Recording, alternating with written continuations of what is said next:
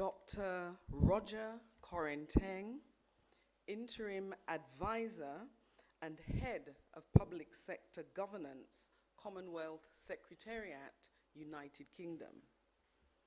Mr. Dirk Harrison, Chairman of the Commonwealth Caribbean Association of Integrity Commissions and Anti-Corruption Bodies. Mr. Kumar Darisamy, Chairman of the Integrity Commission, Guyana. And I trust that I've pronounced the surname correctly, sir. Lady Anande Trotman Joseph, Chairman of the Integrity Commission, Grenada. Mr. Robert Robinson, Deputy Chairman, Integrity Commission, Grenada. Commissioners and staff of regional integrity commissions and anti-corruption bodies from Guyana, Dominica, and St. Lucia. Commissioners of the Integrity Commission, Grenada. Deputy Superintendent Rowan Reed of Major Organized Crime and Anti-Corruption Agency, Jamaica.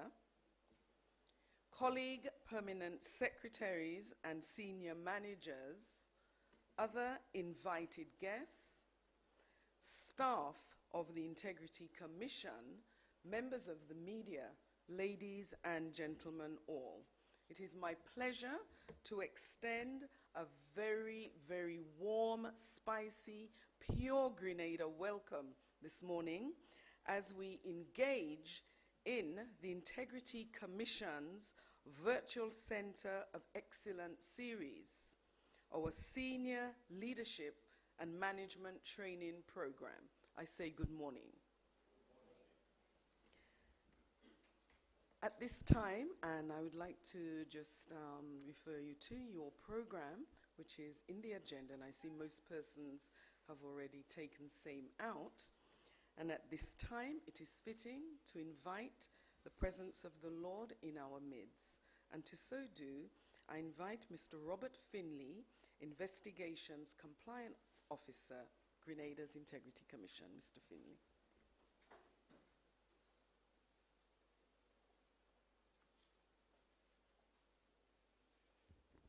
Let us rise, please.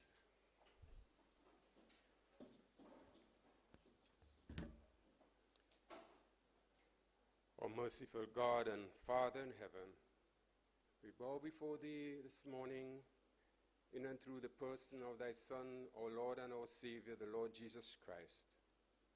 O Father in heaven, indeed, we acknowledge Thee as the Most High God, in whom all things consist. And so, Father, we bless Your holy name this morning. And as we are gathered here once again for another of the Center of Excellence series workshops, Lord, we invite Your presence with us, Your guidance and Your blessings. Enable us, O God and Father, that this would be a fruitful session for the few days, and that, O God and Father, it will redound to the benefit of all who are here and to our various countries. We thank Thee for health and strength and all the blessings we have received in the past, and we look to Thee for continued blessings, even as we continue with this program. And we give You thanks in the name of our Lord and our Savior, our Lord Jesus Christ. Amen. Amen.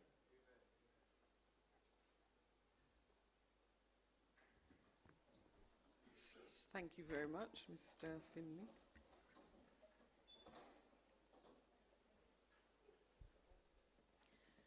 So, ladies and gentlemen, you can see in front of you on the screen Integrity Commission Grenada stakeholders. And indeed, this refers to the persons that are with us this morning. So at this time, it is my pleasure to invite our very hardworking chairman who is steering this ship. And I'm sure she's well pleased to see all the persons who are reflected in our stakeholders chart here this morning. So, to share her welcome remarks, Lady Anande Trotman Joseph, Chairman, Grenada Integrity Commission.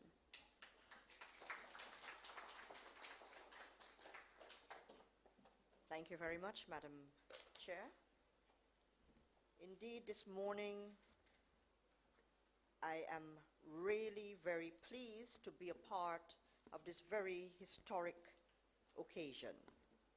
And on behalf of the Grenadian Integrity Commission, I welcome you all, but although I trust the integrity of the protocol list that Mrs. Sandy David has shared, do please allow me to single out our own, I have to say, our own Dr. Roger Corenteng from the Commonwealth Secretariat. And I say this because I remember he was making his way here since 2011, and also he sent ahead of him an emissary who was a consultant to make sure that Grenada got off to a right start. He sent similar emissaries and himself went to many other locations, but he found fertile ground in Grenada. The ground was so fertile that from Grenada we were able to also spawn the CCAICAB, a nice acronym, as we had launched off the Commonwealth Caribbean Integrity Commissions and anti-corruption bodies. And with us this morning, chairing that regional body, begun right here in St. George's, Grenada, is none other than its chairman, Mr. Dirk Harrison, at the head table. And as our own commissioners and our very dedicated staff join me in welcoming you this morning, we are really grateful that our local stakeholders, our national stakeholders from Grenada have come out to join us, and there are many from the ministries and from civil society as well, which is very, very important. But do allow me as well to recognize Mr. Robert Branch, who is the focal point for anti-corruption for the state of Grenada. And we're very happy, Mr. Branch, that you've been able to join us this morning. To our visitors, I know that you will be sharing and telling us who you are in a very, very short while, so I don't want to belabor that. But I just want to say that really, once again, I use the word historic, because not only are we continuing our training program, but today the Center for Excellence series now embraces regional stakeholders. And for this, we are very grateful and we are very thankful. So I'm sure as the day goes along and over the next few days, that there'll be a lot that we here from Grenada can share. But of course, we are not the fount of knowledge on integrity and anti-corruption systems. Our facilitators indeed are very esteemed, and they will share with us from the macro point of view what are the trends, what are the key aspects, and what are the principles and protocols that are so important for us to grasp as we try to implement these anti-corruption systems throughout our region. But as importantly, we are looking forward to the cross-fertilization. Those of you who have come from along the Caribbean's island chain to be a part of this training exercise and program, you are bringing too your knowledge, your experiences, your skills. And I urge all of us participants and facilitators to utilize today and ongoing this week to really seize this opportunity, because I know that there is so much that we can learn and share from each other. Now, I would share with you that when Dr. Corenteng asked us here in Grenada to go and request of the powers that be that Grenada becomes the training center for the region, when we looked in to our Prime Minister's eyes with Dr. Corenteng and then Chairman Dame Monica Joseph, and I had accompanied them, we could see the skepticism of a prime minister who was probably thinking, where on earth am I going to get the money to host a regional center and to provide for everyone across the region? However, armed with a letter from Baroness Scotland, who is currently heading the Commonwealth process in terms of implementing all of its mandates, Dr. Corenting was able to share that it would be the COMSEC, through his own facilitation and coming to share free of charge and with the support of the Commonwealth family of nations, that we can get this done. It was the very will of this local Grenadian Commission not being able to see the step at the very end of the staircase, but with faith, passion, and courage, that we too encouraged Grenada to be able to go on and get on with this process. So I believe now, Dr. Corenting, this is your 5th journey to Grenada for such an exercise, and I really want to acknowledge your belief system. I have to say belief because you conceived it and you believed it, and now it is a reality. Not only a reality for Grenada, but a reality for the Caribbean region, and we are joined in our participation.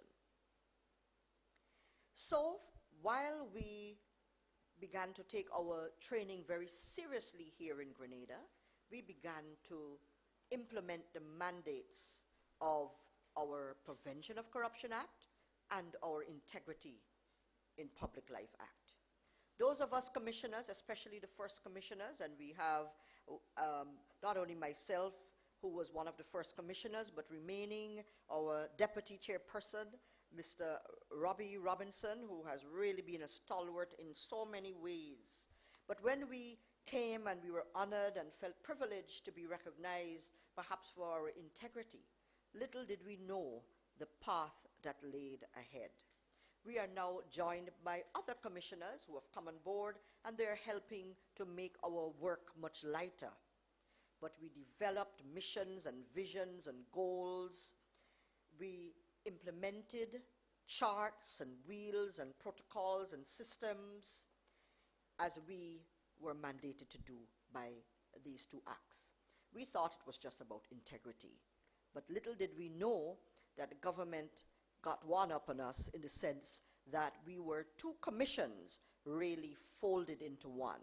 So as we began to implement a key aspect of an integrity system, and that is receiving declarations, asset declarations of public officers, very quickly we were challenged to discover that we were also required to be the commission with oversight for preventing corruption in Grenada.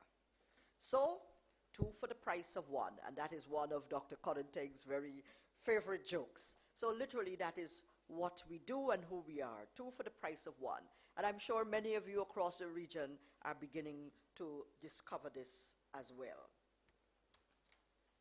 It was and it is a steep learning curve, because we began to understand that not only was it a little myopic issue or issues that we were looking at in Grenada, but that really and truly we were plugged in to a wider national system and a regional system as well as a global system. So really this is about Grenada to the world. That is what we discovered in the context of an anti-corruption system, which was also required to implement integrity and entrench that system in our public service. So we have come a long way in a very short time here in Grenada. We have implemented our asset declaration systems. We have therefore very quickly learned that if you want to take in declarations, unless you want to be a post office just receiving these declarations, that we had to ensure that we had implemented a compliance system as well. We understood too, as complaints began to come in, that whistleblowers came to us with information, even though Grenada doesn't have an established whistleblowing law as yet, but we're on our way to do so with the assistance of the UNODC, which is the implementing mechanism for the UN Convention Against Corruption. We progressed to setting up our protocols on complaints. We discovered too that if you're going to get complaints and receive assets and do declarations and do compliance work, that you're also leading very quickly into an investigation system. And more recently, because we began to do this investigation work as required by our acts, we discovered too that we must ensure that we have an inquiry system as mandated by Section 13 of the Integrity in Public Life Act, which tells us that we indeed are inherently, from the time of appointment, intended to form a commission of inquiry. But I must share with you, colleagues, that this work, which we started off with the best of intentions and with humble hearts, quickly taught us that what was required was, of course, nationally political will, and the collective will of our people here in Grenada, the collective will, of course, of the NGOs and others who added their voices to ensuring the implementation and the swift implementation of this anti-corruption system. But it also taught us that not only did we need to draw deep inside of us in terms of our leadership skills, but we would need fortitude, discipline, and self-mastery, not only at the level of the Commission, but at the level of the office of the Commission. Because indeed, we have sometimes been made the butt of propaganda, gaslighting, fake news, and yes, we are also before the courts presently with respect to 3 separate lawsuits as we established firstly our declaration system, as we began to operationalize our investigations protocol and system as mandated by our Integrity in Public Life Act and our Prevention of Corruption Act. So what does that tell us? And I will be repeating this more than once throughout these 4 days, I'm sure, whenever I get the opportunity. I quote the words of the immediate past chair of our regional CCAICAB, Mr. Eugene Otunye QC, and he said to me, "Chairman, I tell you, corruption fights back." So, colleagues all, not only here from Grenada, but all of us from the region, I'm sharing just a tip of our experiences with you, because I want us to begin to operate our minds around not only just the implementations, but the challenges that will come as we begin to set about as engineers along a pathway of changing the way that things have been done all along centuries, and through the inheritance of our Westminster system and so on. We are being called upon to be transformational leaders in a very, very new sector, but one which is quickly and fast gaining momentum. I assure you, however, that you are not alone. Whether you come to us here for this training course from Guyana, through Trinidad, Grenada, but of course we know we have folks from St. Lucia, Dominica, and Jamaica also here with us. And I tell you we're not alone, because I believe through Dr. Coddington's experience and bringing with him when he first came the chair of the African organization, which is very similar to us. He brought the head of that organization, and very soon and very quickly with his assistance, we learned that we are not alone, either locally, because we have begun to pull our local stakeholders together, but we learned that everyone in country and across the region are not operating any longer in silos. We are operating in a manner that is holistic. We're operating in a manner that tells us that we are a wheel within a wider regional and global wheel. So, I urge you all to make the most of these next few days' activity, interrogate the presenters and facilitators, make sure that when we leave here, our cross-fertilization and knowledge sharing, one with the other, one country with the other, one state with the other, will indeed redound for the benefit not only of our individual territories, but for our region, and as we plug in to a global anti-corruption system through the UNCAC, the UN Convention Against Corruption, that most of our states would have acceded or ratified.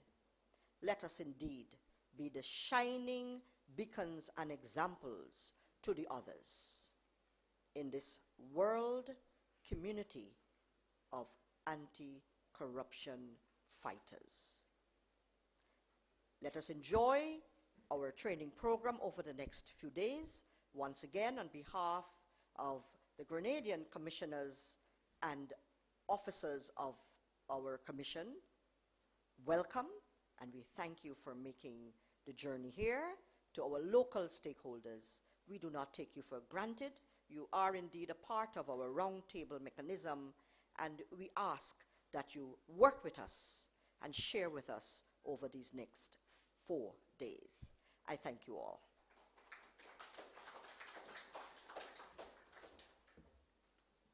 Thank you very much, Chairman, Lady Anande Trotman-Joseph, and thank you for sharing on the journey. I would like to describe it as a journey of Grenada's Integrity Commission, and of course the significant benefits, and to use Chair's terminology, of cross-fertilization.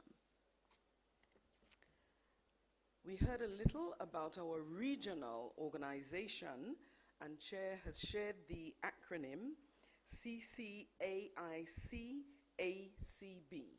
We may well have a competition in upcoming months to look for another name that may give us a shorter acronym. But for persons who may have joined us a little while ago, we are making reference to the Commonwealth Caribbean Association of Integrity Commissions and Anti-Corruption Bodies. And at this time, it is my pleasure to welcome to the podium the chairman of the organization to bring greetings from our regional association. Mr. Dirk Harrison, I invite you to the podium.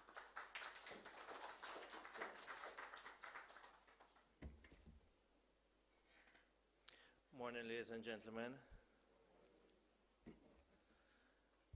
I'd like to thank Lady Anande and the Integrity Commission Grenada for the invitation for me as chairman to be here. I must start by saying congratulations to the Integrity Commission Grenada for this extraordinary exercise, which I describe it. And I cannot, without more, congratulate them and not congratulate Dr. Roger Corentin. And I ask you just to give him a round of applause. In 2015, some of us in this room ventured to Grenada for the first time. And we came here to what was the first meeting of the CCAICACB. I've actually learned to say it now. I couldn't a year or two ago.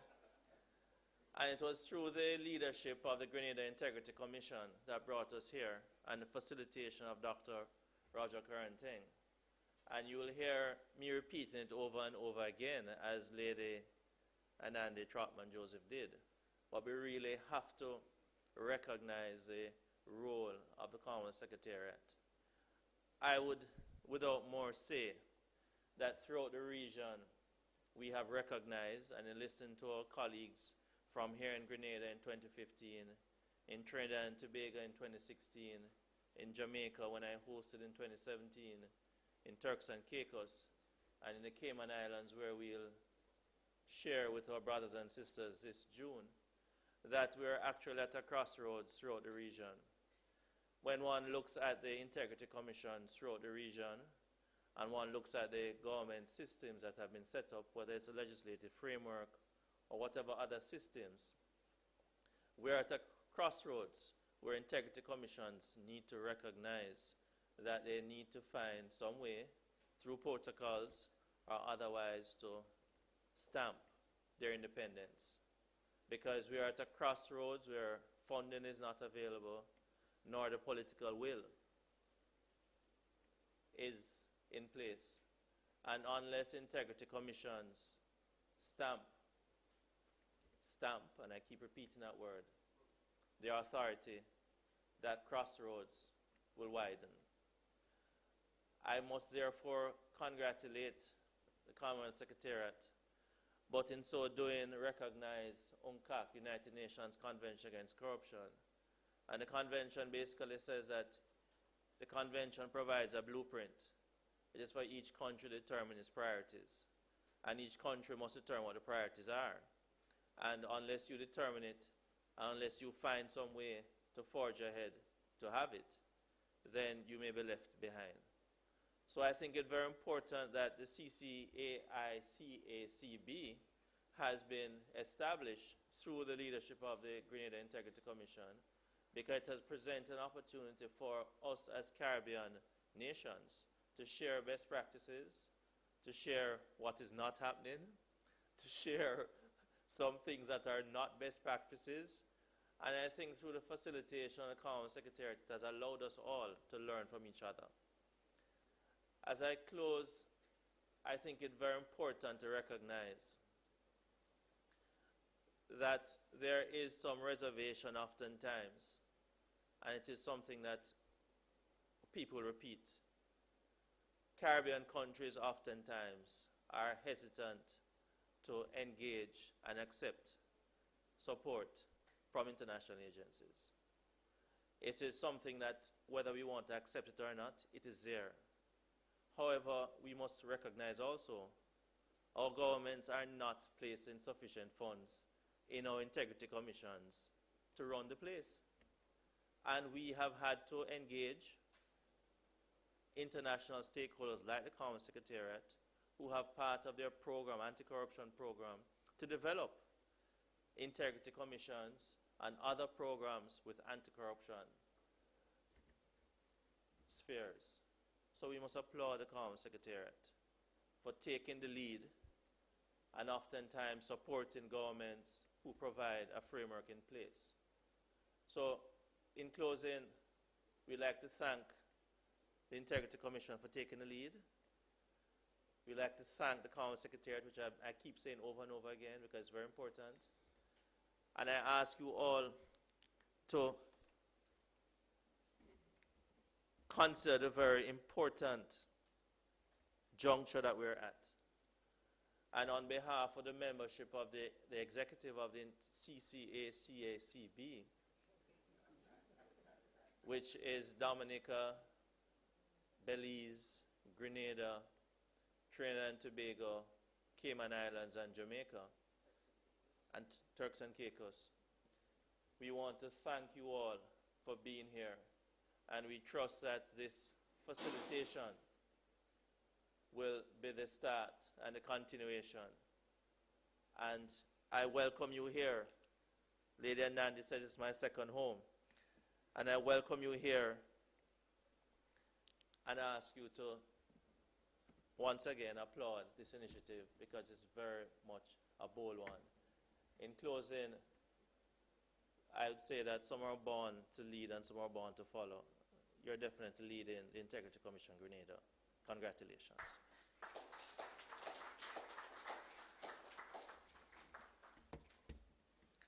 Thank you very much, Mr. Dirk Harrison. And perhaps in synopsis, the main point I think we need to go away with from your remarks is the importance of integrity commissions putting their stamp of authority as we begin to address the issues that are plaguing us at this current crossroads. Thank you, sir. So, delegates, colleagues, I just need us to relax a little now. And as you can see from the agenda for today, we would like our delegates to introduce themselves.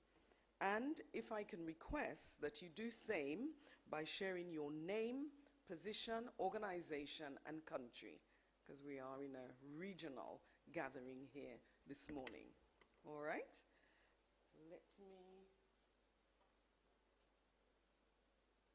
hope the technology is not going to let us down and have this cordless mic circulated.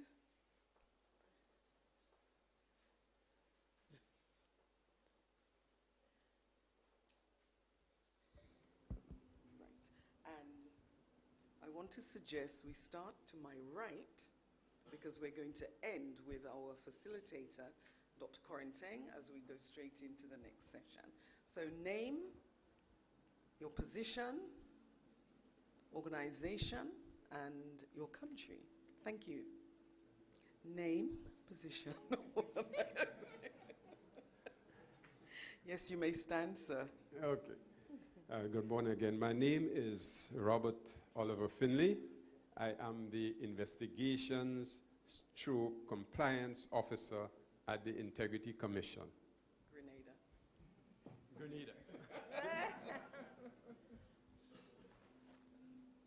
Well, my name is Oforiwa Augustine. I'm a commissioner at the Integrity Commission, Grenada. I'm Gertrude Telesford, Senior Administrative Officer, Ministry of Education, Grenada. Good morning, everyone. My name is Gary Walters, Assistant Director of Audit, Office of the Director of Audit, Grenada. Good morning, everyone. Amanda Jising, Guyana Integrity Commission. I'm the Secretary CEO. Thank you. Kumar Durasamy, Chairman of the Integrity Commission of Guyana.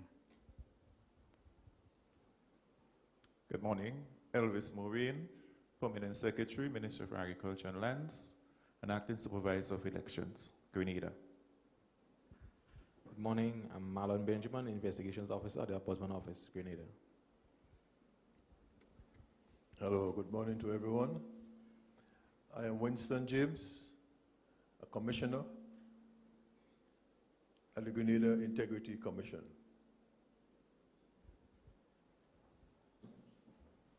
Good morning, everyone. I am Hannah Campbell, Administrative Officer in the Anti-Money Laundering and Combating Terrorism Financing Commission, and also the Secretary of the Commission. Good morning, everyone. I'm John Alexander, Administrative Officer, Ministry of Foreign Affairs, Grenada. Good morning. My name is Jasmine Redhead, and I am a Commissioner with the Grenadian Integrity Commission.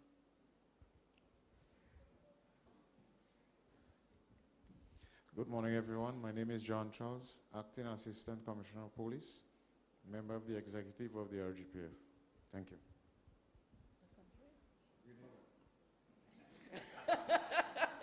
Good morning, everyone. My name is Palestrina Roll. I am the Research Assistant Analyst in Dominica. And because our staff is so small, I am also the Compliance Officer, also the Investigator, and sometimes serve as Secretary. Good morning, everyone. I'm Jean Morrill, Secretary, Integrity Commission, St. Lucia. Well, we only have a staff complement of 2, so I'm everything. Good morning, everyone. My name is Shem Walker, and I'm a Junior Analyst and Financial Investigator attached to the Financial Intelligence Unit, Grenada. Thank you. My name is Milton Coy. I'm President of the Grenada Human Rights Organization, Incorporated, Grenada. Good morning, everyone. My apologies for being late, and I welcome the colleagues from the region, though I know you have been welcomed already. I am Sandra Ferguson. I am here on behalf of the Interagency Group of Development Organization, Chairperson, CSO, and might I add, I'm also known as a public nuisance.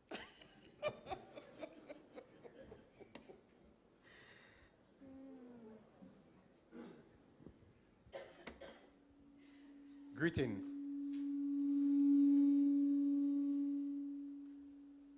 Greetings especially to those who are not from Grenada. Welcome and enjoy your stay. My name is Joseph Roberts. I'm here along as part of the grouping of civil society, CSO. Particular, I am attached to NIP, National Initiative for Prolific Policies. And I'm here, born Grenadian. Thank you very much. A pleasant good morning to everyone. My name is Mrs. Naomi Jeremiah, and I'm attached to the Office of the Public Service Commission, and I'm the Chief Personnel Officer acting, Grenada. Thank you. Good morning.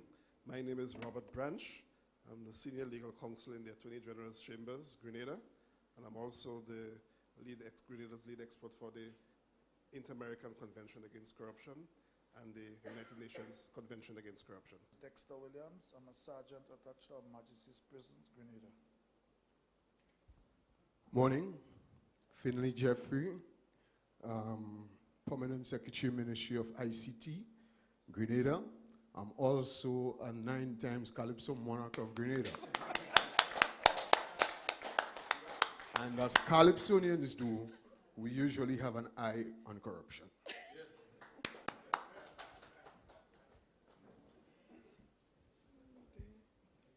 Philbert Charles, Commissioner, Grenada. Good morning, everyone. I'm Rolda Kwamina, Permanent Secretary in the Ministry of Carriacou and Diplomatic Affairs and Local Government, Carriacou, Grenada. Good morning, everybody. I too want to apologize for being late, and I want to take the opportunity to welcome non-Grenadians to Grenada. Make sure you enjoy the spice. I am Alison Miller, and I am the Acting Ombudsman, Office of the Ombudsman. Good morning, everyone. I am Ronnie Marichal, Complaints Officer, Office of the Ombudsman, Grenada. Good morning, all. I am Robert Robinson. I am the Deputy Chairman, Integrity Commission, Grenada. Good morning. Roger Coranten is my name. I'm from the Commonwealth Secretariat, and at the moment, I'm from Grenada.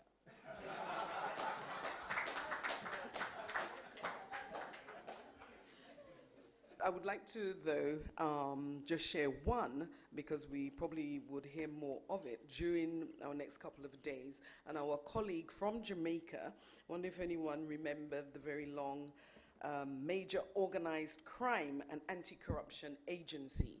So in Jamaica, MOCA. All right? So we will chat over break and things about the other acronyms. Good morning.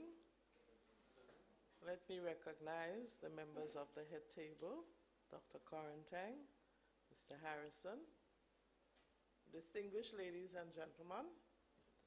My name is Elizabeth Henry Greenwich, and I'm the Operations Manager at the Office of the Integrity Commission. This morning, we are very happy to have got Dr. Coranting here with us to deliver on the topic Public Sector Management Systems, a Deterrent to Corruption, Part 1. Please permit me to introduce and read a short profile on Dr. Coranting. Dr. Roger Coranting is the advisor and head Public Sector Governance at the Commonwealth Secretariat. He is also the principal specialist responsible for governance and anti-corruption at the Commonwealth Secretariat, and therefore responsible for governance, anti-corruption in all the 53 Commonwealth countries in Africa, Caribbean, Pacific, and Asia regions.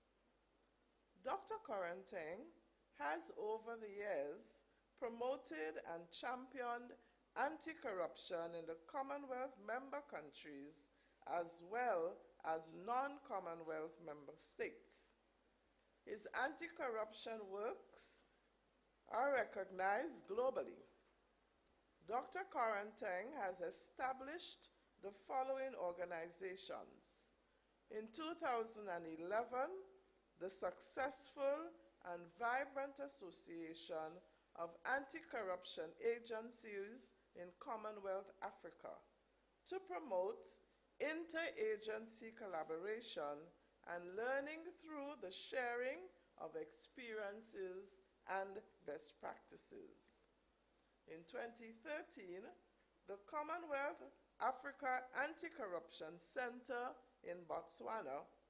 The center is a prime vehicle for building and strengthening the capacity of anti-corruption agencies in Commonwealth Africa. In 2015, the Commonwealth Caribbean Association of Integrity Commissions and anti-corruption bodies, of which we are a part, here in Grenada. The association provides a unique forum for sharing experiences, good practices, and benchmarking country efforts in the fight against corruption and the promotion of good governance in the Commonwealth Caribbean. Dr. Koranteng is the proud winner of the 2018 Global International Anti-Corruption Excellence Award, Innovation category.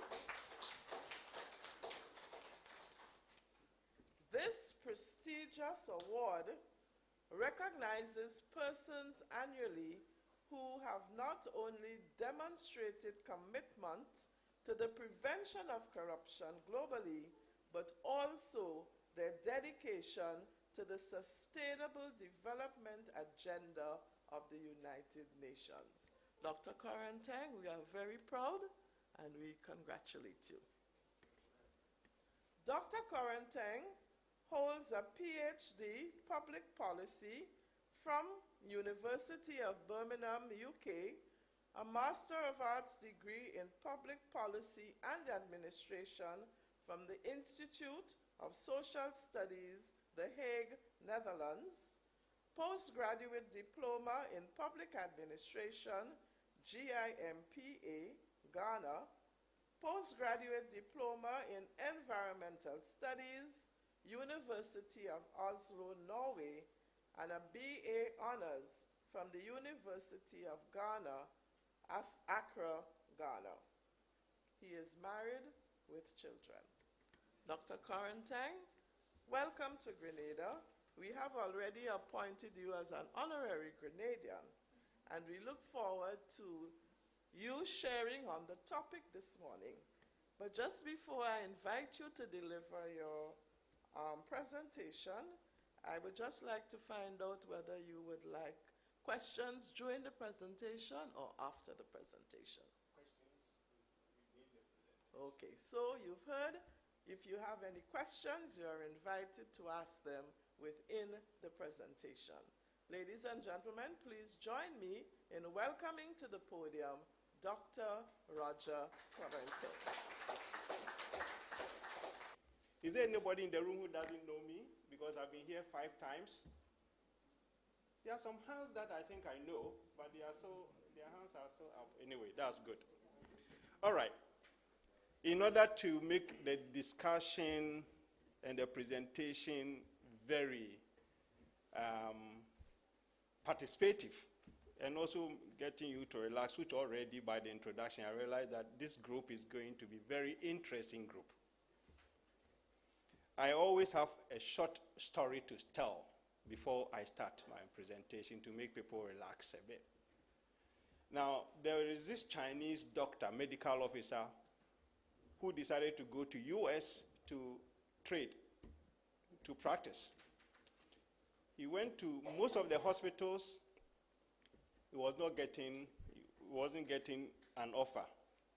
So he decided, after 3 years of not working, to set up his own clinic in US.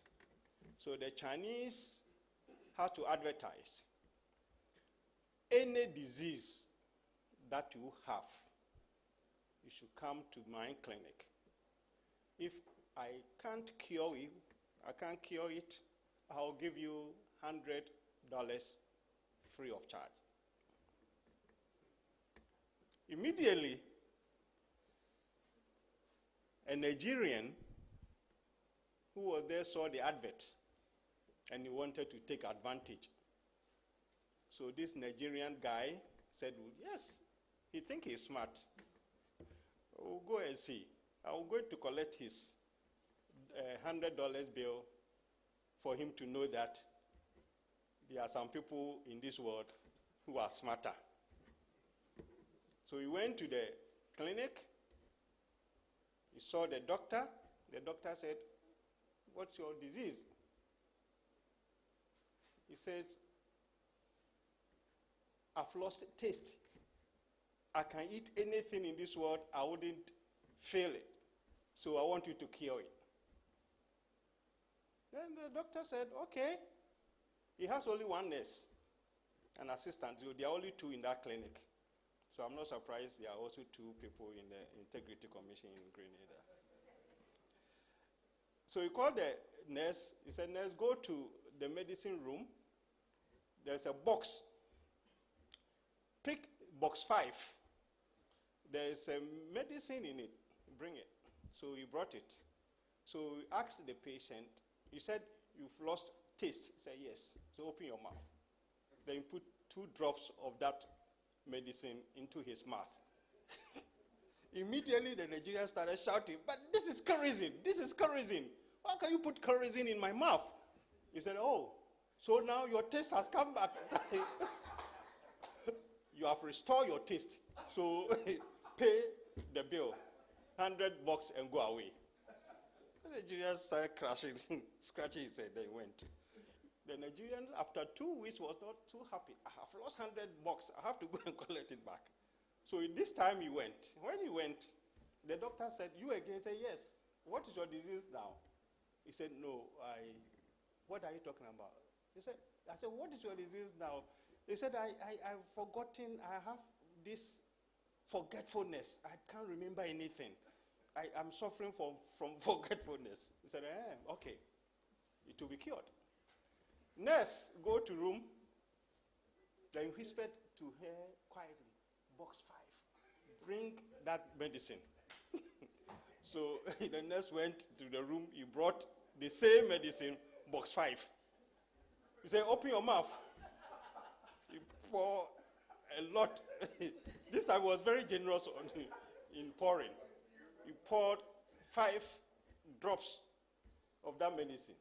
Then the Nigerian said, but that was the last one, the same thing you are pouring to my mouth. So, okay, now that you can remember that the first time it was kerosene I poured into your mouth and it's the same thing, now I've restored your brain. So now you can remember. So pay $100 and go away. So he paid. The last one, he said, no, but this man cannot take my $200. So I have to go again. So this time when he was going, people were holding him. Why? He can't see. So he went to the clinic and the doctor said, what again? He said, I can't see. Can't you see people are holding me? So I've lost my eyesight. The Chinese look at him, the doctor look at him and said, no, as for this one, I don't have any medication for it. So I'll give you your $100 as I promised. Now, instead of giving him $500, he gave him $20. So the Chinese doctor gave the Nigerian $20. Now the Nigerian look at it. He said, but why are you giving me $20? You should give me $100. He said, okay, give me back my $20. You can now see.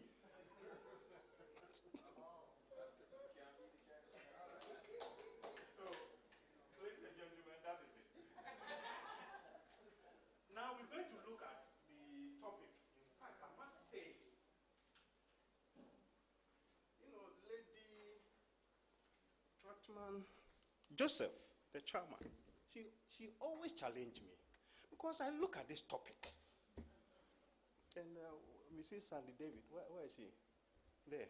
There are two of them. I mean, this topic is so challenging. So look at the topic. Public sector management systems, a deterrent to corruption. Say, wow. That's a good topic and very well thought, but it is also very challenging. So how am I going to do this? Now I have to go back to my recess, make it practical, and also make it relevant. So I slept over it for about a week. See, when you are dealing with Lady Trotman Joseph, you have to be careful. So I slept over it a week. So what I'm going to do is that I'm going to start off from the known to unknown. We're going to walk through public administration, corruption, and deterrent. Because that's how we can remember. You have to start from the known and move to the unknown. And then I'll give you, as I'm saying, we're going to go through public administration and all that, and we end. But the most important thing is that we're doing public administration, we're doing corruption, then we're doing anti-corruption strategies. Then we're going to focus on external, internal approaches to corruption mitigation, the reason for lack of success in corruption mitigation effort, then internal approaches to corruption mitigation, then creating ecosystem for corruption mitigation, and then we conclude. You remember that I did environmental studies, so we have what they call ecosystem. It comes from the environmental studies. That means creating a system that is balanced, that will enable you to achieve your goals, in this case, fighting corruption. So basically, let me start from very interesting thing. What do we see there? That picture is what? A crown. So a crown represents what? We are in the Commonwealth. Monarchy, correct. What is monarchy? What they say monarchy? What is monarchy? What is monarchy? Monarch. We have used, there are some certain things we have used over and over again, but we don't pause to. You must know that in the olden days, there were various kingdoms which were ruled by monarchs. Not so. Before then, we didn't have public administration. We have monarchs. How are you, my good friend? Good to see you. Right. From NGO, right? Civil society. Yeah. That day, you know, it was a very interesting car. You banter with me the last time we had. So how do we think the kingdom was run? Who can tell me how do we think the kingdom was run in those days when we have monarch and they have kingdoms? How was the kingdom running? How did they run it? Who have an idea? By decree. Whose decree? Of the king. Any more ideas? Court of advisors. Yes, correct. You are coming home to public administration. You see where that public administration started? Court of advisors. Yes. Do you think it was the king who directly managed the administration of the kingdom? Yes or no? Do you think it was the king who directly managed the administration of the kingdom? Yes or no? No. So how was he doing it? How was the king managing the administration of the kingdom? Sorry? To persons. Who were those persons? Of course. Chairman said advisors, so we'll take it from there. No, the answer is no, of course not. In the olden days, the administrative functions were managed by chosen few people who were responsible for general administration functions such as maintaining law and order and collecting revenues with little or no welfare activities at all. Now, these administrators were selected by the monarchs and were no better than their personal servants. Or that they were interested is to collect money from the subjects. No welfare at the time.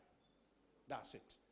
And those who were collecting the money were his administrators were more or less his court officers, servants, who come with the authority of the king to collect money. You dare not. And they were despised. They were hated because of the way they used the king's authority to exact and extort money from taxes from the administration. Then the world moved on. We had what you call Industrial Revolution, which gave way to imperialism. When they say imperialism, who understands the word imperialism? Imperialism. We have used it all over again. What does that mean? Testing your brain, pushing you to the brink. Who can explain to me what imperialism is? Because everybody knows that word, but do we understand it? Imperialist. Imperialism. What is it? Hmm?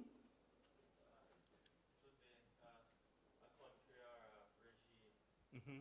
Transplanting its system to some other region. Correct. Yeah. Basically, imperialism means expansion.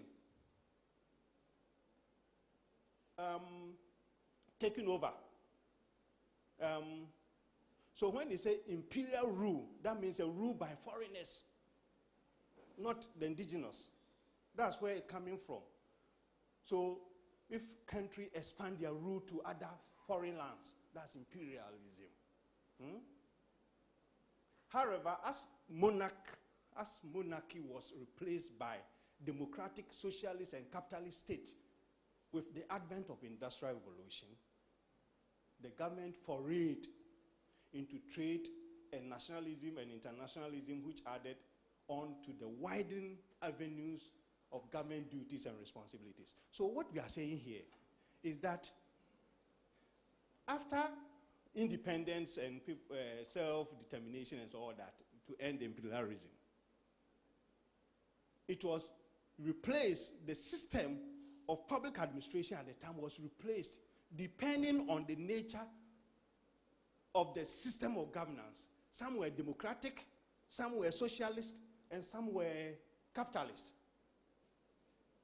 So if you remember the Cold War was between the socialism and the capitalism, system of governance and public administration. Now and this happened because the Industrial Revolution gave new impetus to new thinking, new way of doing things. So it also affected governance. Now, governance now, because of Industrial Revolution, where there was mass production, you need to have new market. Now, government now began to trade. And it brought about nationalism. This is our territorial integrity. After that, you move on to internationalism, regional, EU, CARICOM, African Union, OAS, and all that. So, as time changes, the objectives of public administration also underwent a change. And by 19th century, an organized approach to public service and public servants was adopted. So as time changes, the way public is managed also changed. This approach was based on an exhaustive legal framework, replacing the patriarchal and hereditary functions of with bureaucracy. Again, when they say patriarchal, what does that mean? You have used these words? Sorry? Yeah. Male, thank you very much. Learned lawyer. Patriarchal means male dominance. So it means women didn't have much role. That was replaced And of course, you see, the male dominance, because the male were inheriting their fathers, hereditary. So we still have remnants until recently that the monarch, the queen, have to change that. Because until some time ago, it's only the male who could become a king.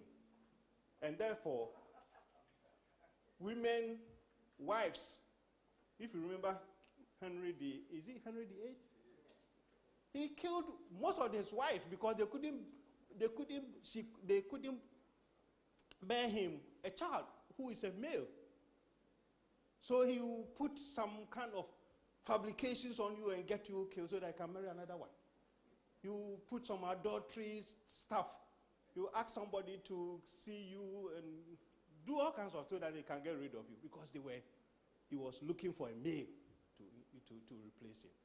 Forgetting that, in fact, there's still some men believe that it's the woman who should bear a child or a male or a female for him. It's not true. Forgetting that it is the man who determines the sex of the baby, not the woman. So but for a long time, women have been punished for that. For crime of not yes. It's the man who determines the sex of the baby. So you see?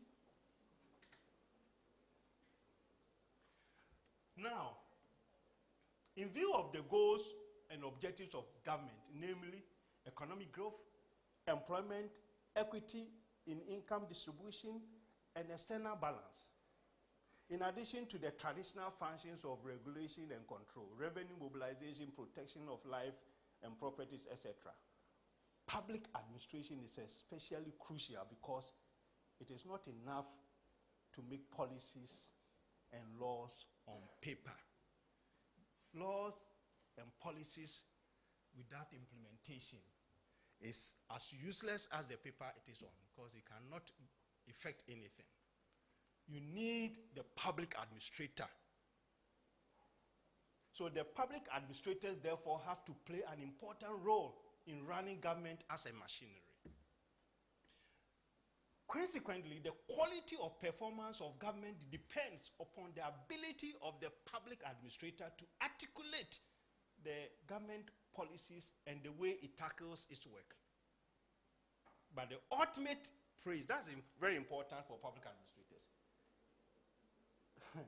The ultimate praise or blame for the public administration system performance lies with the political leadership. So, actually what they do is that when things goes wrong, they blame the public administrators, the principal secretaries and all their staff there. The politicians will blame you. But when you are doing well, they get the credit. That's what it means. Because you go to the campaign and champion, yes, we are doing that, we are doing this, we are doing this. But when it's not working, you say, look at them. Civil servants, public servants, they are not doing this, they are not doing that, they are not doing this. So as a public administrator, you should know your place. You cannot get any credit, but you can get blame. And you should have said that. So public service is the backbone of every country. The public servant or administrator is expected to play new roles of innovator and accelerator of progress and manage resources. So if we have to fight corruption, you should know where it's coming from. You, the public administrator, have to be the accelerator of that. You should be the facilitator of that. So we're going to get to that point. The complexities of governance coupled with the public service inertia. Oh, that's another word. The public service has been described as inertia. What does that mean? Inertia is where you are resistant to change. Oh, you've forgotten your secondary school Isaac Newton laws of motion, or you didn't do science. When an object is there, according to the law of motion, it will continue to be there forever until a force greater or equal to it come and push it. And it will be in motion for a long time, forever, until another force greater or equal to it stop it and come to rest forever. And that's why that law, its application, is why we have seat belts in our vehicles. Because when the body is in motion, it will be in motion forever. So when you are in a car and you spark your car and you move, because when the body is at rest, the body is supposed to be at rest forever until a force greater than that pushes it. So when you sit in your car and you spark, particularly if you move too quickly, you see your body jerk backwards. Because as far as your body is concerned, it's still at rest. So it goes like that. If the car is going and leaving your body behind, more or less. That's why it's at rest. Now, when the body gets into motion, it will be in motion forever until something stops it. So when you press the brakes, your body still is in motion. It's the car that has stopped. And therefore, because of that law, if you don't restrain the body is still in the motion even though the car has braked and got to a stop. You're going to go through the windscreen because your body is still in motion. So you have to have a seat belt to restrain the body, to stop the body from in motion. Otherwise, the body is going to be in motion forever. So all these things have applications. Sometimes the difficulty I have in most of our educational institutions is that we teach the theory, we don't teach the applications. So we go through school, we can pass our exams because you chew poor and you pass the exams. But when you get to the workplace where you have to apply, you don't understand it. And that is the bane of most of our educational institutions. I went through school to university to PhD until I got to PhD or master's before I could understand what standard deviation was about. Meanwhile, I've written exams and passed with all those complicated formulas about standard deviation. But the standard deviation is that you have some average, and then you have variance. So let's say if we want to come out with a property rate, and you fit one property rate for every class of house. What you want to know is that before you fit that rate, you want to know whether the big house and the small house are not deviating from the average too much. You know, and things like that. So there's a lot of application that we don't understand. Therefore, our countries are not growing as they should because our education system doesn't give us that. Anyway, so one of the reasons cited, but before then, the complexity of government coupled with public service inertia has made it quite evident that countries are not equipped enough to deliver on the sustainable development goals. And one of the reasons cited for this situation is the rampant corruption. The reason why we are not making much progress as we should is corruption. Because even the SDGs, research have demonstrated that all the monies that is needed to implement the SDGs is equivalent to the monies that is lost through corruption. Can you imagine? So if you stop corruption, it means you can implement the SDGs. And what is the SDGs? Improve your health, improve your education, improve inequalities, improve all those things. Period. So if you stop corruption, you can fix you can achieve all the goals of SDGs because the same amount that we needed to implement is the same that we lose through corruption. So the United Nations view the rising corruption in public service as quite worrying. Article 8 of the United Nations Convention Against Corruption explicitly lays down code of conduct for public officials. Why would they put it there? Because it's an important component for fighting corruption in the public service. And what does it say? And I quote, in order to fight corruption, each state party shall promote inter alia, integrity, honesty, and responsibility among its public officials in accordance with the fundamental principles of its legal system. So the convention makes it obligatory on state parties to actively promote integrity, honesty, impartiality, and honorable performance in public officials. So the United Nations has even singled out public officials because you are so important in fighting corruption.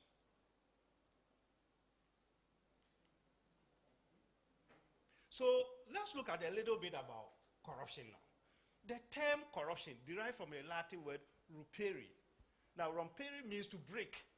That's where it's coming from. It implies that a rule, a principle, or something similar to code of conduct is broken. So when there's corruption, that means something is broken. The rule is broken. The principles is broken. The code of conduct is broken. Therefore, corruption is a deviation from the accepted and desirable behavior or code of conduct. It's often thought to be associated with public sector, but there is also a growing area of corruption in private sector. So corruption indeed is a societal problem, and all over the world, governments are grappling with corruption. According to the World Economic Forum estimate, corruption is equal to more than 5% of global GDP, with over $1 trillion paid in bribe every year. $1 trillion. Yes, sir. Yes,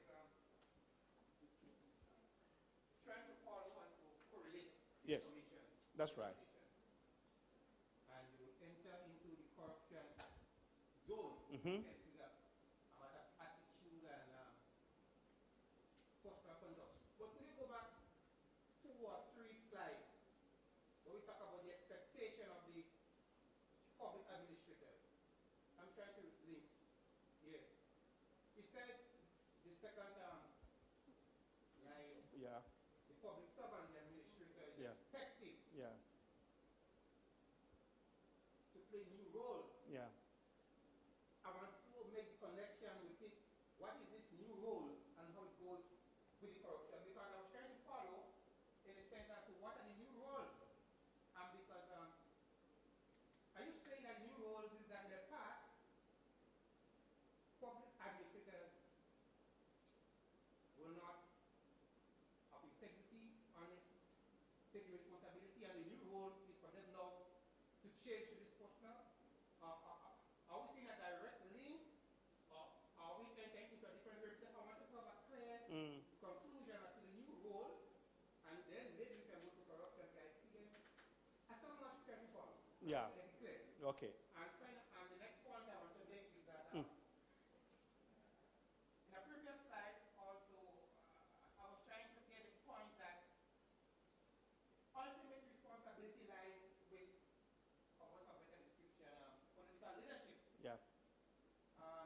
In which the public administrators are more or less, like say, servants, they are, Yeah. the persons. Mhm. So, whatever failure of the system, Yeah. and then enter into corruption zone, Mm. whatever level of corruption that is cited by the UN and so on, Mm. should we say then goes back to the political leadership? Yes. So I just want to get this thing clear. In fact, the second answer is very simple to answer. Yes. Yes. Please. Mm.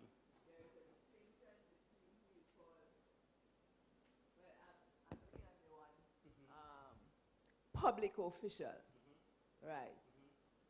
So, is your politician considered public official? Is your public administrator public official? Your question is the difference between public officials and politicians, or public officials and public administrators? Mm-hmm. Mm-hmm. Right. Mm-hmm. Straight test. That's right. Right.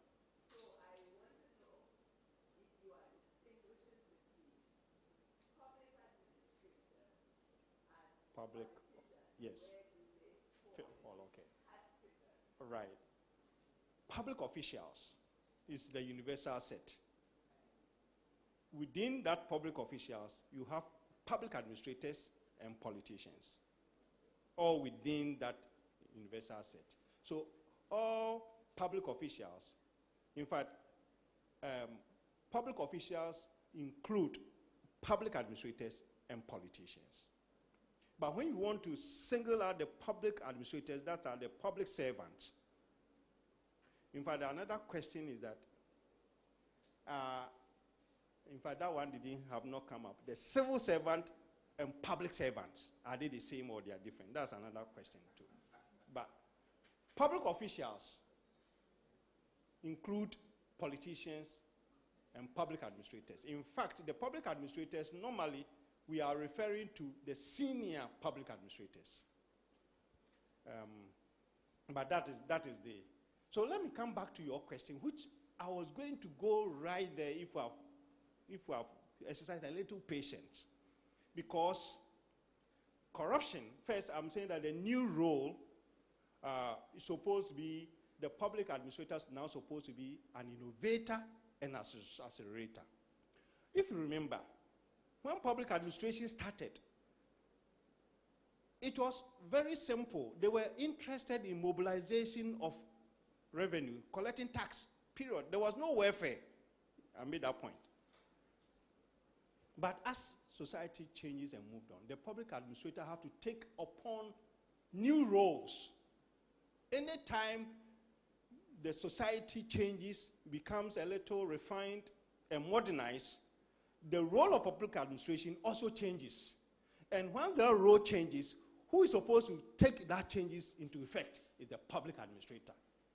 So the public administrator now have to take upon new roles. So if now, which I'm going to go to corruption.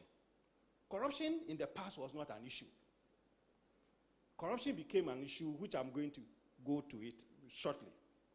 So if now the state have taken corruption as an issue, who's supposed to take that into effect is the public administrator. Because any time the state takes on new things, it's the public administrator that have to implement them, have to take them forward.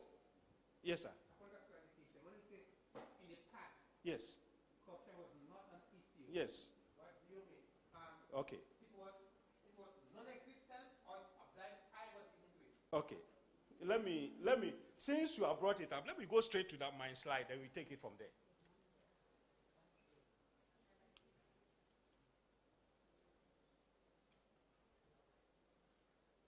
So, it is often thought to be associated with public sector, but there's a growing, I've said that point.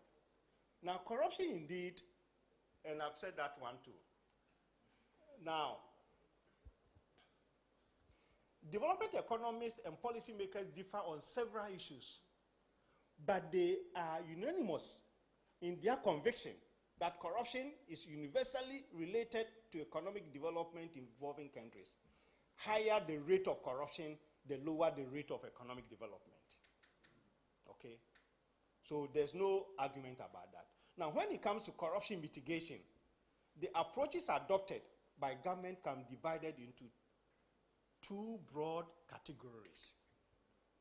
We have the external and we have the internal, which means that anti-corruption strategies can be broadly divided into preventive and deterrent. Now, if I ask you that we have external and internal, and we have preventive and deterrent, if you equate, the question is preventive and deterrent, which of them is internal and which of them is external? Because we have external and internal, we have preventive and deterrent. Map them or match them.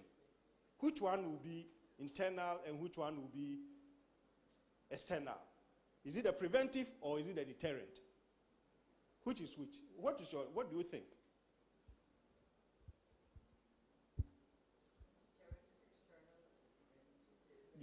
We have external and we have internal. And we have preventive and we have deterrent. Which is which? Which is internal and which is external? Sorry? Internal is preventive, and external is deterrent. Okay, so I think you are spot on. Good. We will come to that later on. An attitude towards corruption varies from country to country and from time to time. So now I'm coming back to you, sir. Attitude towards corruption varies from country to country and also from time to time. There were times and countries when corruption was or is considered an almost natural, inevitable phenomenon. Now, it has assumed to have a negative consequences for economic growth and development, and for service delivery, and for equity, and for democracy. It remains prevalent and seems to have increased, even increased. So, my point is that corruption, the second bullet point, was considered, in some time past, was considered almost natural or accepted. It's inevitable. Now, in the 1990s, again, coming back to your point, attitudes towards corruption became more negative. And perhaps because of the impact of the so-called Washington Consensus or the fall of the Soviet Union, corruption started to be called menace to democracy and to market economy. And suddenly, there was less political tolerance for it and much more attention paid to corruption than earlier days. The role of the Western governments, the World Bank, the IMF, and other international institutions in denouncing corruption and code of conduct became common. So you see where I'm coming from. Corruption was not an issue in the past until the fall of the Soviet Union and market economy took ascendancy. Now, when market economy took ascendancy, then they begin to realize that corruption is hurting economic development. And that's in the 1990s, that's where we start talking about corruption. And that's where we're going to see the UN coming up with all the UNCAC and everything else. Because in the past it wasn't. Now, the 70s and the 80s, not much was spoken about development institutions. Corruption was not spoken about by development institutions because it was too sensitive. Then during the 1990s, the government of several important countries, Italy, Japan, Brazil, and others, fell because of corruption, because that was the time corruption became an issue. And it has continued to today. If you want to win elections in any country, whether developed or developing, including America, run your campaign on anti-corruption. It's the surest way for you to win election. And when you get to win the elections, after that, you can forget about it. Yes. When you run and say, when you come, you fight corruption. And zero tolerance for corruption. And whatever you do against corruption, you say it. Is that you don't need to go and hire any campaign manager, because that is a campaign slogan that you win elections everywhere in the world. So you see, because now the citizens have been sensitized so much that corruption has become a no-go area. Thank you. Right, sir. There's a correlation between the high rate of corruption, the higher rate of corruption, and lower the economic development, right? Is there any direct correlation between corruption and the culture of the system that promotes it? Is there any direct correlation between corruption and a culture or the systems that? Yes and no. You see, there are some cultures who doesn't see anything wrong. I wouldn't say it corruption. Let's take a case. Particularly, the place I know very much is Africa. And a place where there's so much corruption is Nigeria. Now, when you go to Nigeria, the culture says that you have to give gift. Gift. They call it cola. Cola is the raw material that we use to do Coca-Cola drink. It's a fruit. Now, traditionally in Nigeria, the cola is used as, here we call it, like when we were in school, we call it the coffee. You chew the cola, you stay awake. It has stimulant, and it has this property of addiction. When you start chewing the cola, you continue to chew it because you want the taste and you develop it for a long time. So if you go to a traditional home, cola is everything. They use it to welcome visitors, and when they are thanking you, they give you cola, 3 nuts of pieces of cola and stuff like that. Now with the corruption, they have moved, they call it cola. So if you go to Nigeria, they are talking about cola, they are talking about corruption, they are talking about gift. Traditionally, cola was a small thing, but it's a variable thing. Now, they turn the cola to be giving you a brand new car, building a house, building, so they have transformed the culture into corruption now. Okay? So yes, there are certain cultural practices that enhance the corrupt practices. Again, in some jurisdiction, if you are you are in the responsible position like a public official, that means a senior public servant or a politician or chief executive. Their culture says that when you are in that position, you have to look after your family members. You dare not go to that position, don't help any family member, and return, go home, and you see what will happen to you back home. You are the most useless person the family has ever brought. Not the family, but the community or the society. And as soon as they see you come, everybody turns away from you. You are an outcast. Who are you? When you were there, what do you do? What did you do for us? Your grandmother, not your mother, your grandmother will call you and say, hey, so can't you see that your colleague, he went also to the capital. He has built all these houses. And look at you. Useless man. What have you done? You can't even give employment to any of the siblings. No house, nothing. And you call yourself a man.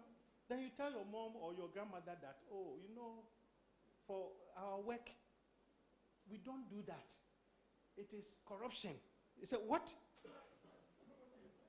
So they put so much pressure. So again, your question, some of these cultural practices will force you because your salary is not going to be enough. You have to give employment to your siblings and kins and kindred. You have to build houses to demonstrate that you have a social status, your family, your mother, your parents, and everybody will be happy to point into that house that, oh, this is our son's house. So keeping those appearances will push you into corruption. So if you ask me, that's why I'm saying yes or no, because some cultures will push you into it. But if you can resist and bear the consequences of not going home, then that's up to you. So now, most of them, what they do is that when they retire, they don't go back to their communities. They stay in the capital because they know they're not going to be welcome there because they were upright. So, corruption was always cited as one of the reasons for military coups in Africa in the 70s and the 80s, where there were rampant coups. Some government and international institutions like World Bank started to react to corruption in the 1990s onwards. So my good friend, you see where I'm coming from. Now, in the past, it was an issue. The international communities didn't take much notice until coming to the 90s. To date, the most significant effort by international community is the UNCAC Convention, which draws on the earlier effort of the United Nations General Assembly and the Economic and Social Council, ECOSOC, and other regional bodies such as OECD and Council of Europe, to name few.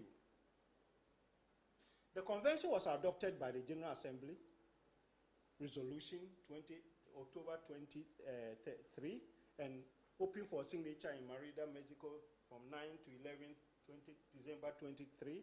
The convention entered into force in 14 December 2005. And by December 2005, it had 178 parties. So the question is that before 2005, what was happening to corruption? Nothing. Now, the point is that once a country, 178, assuming that Grenada have signed on to it, what does that mean for the public administrators? You have to make sure that you implement that.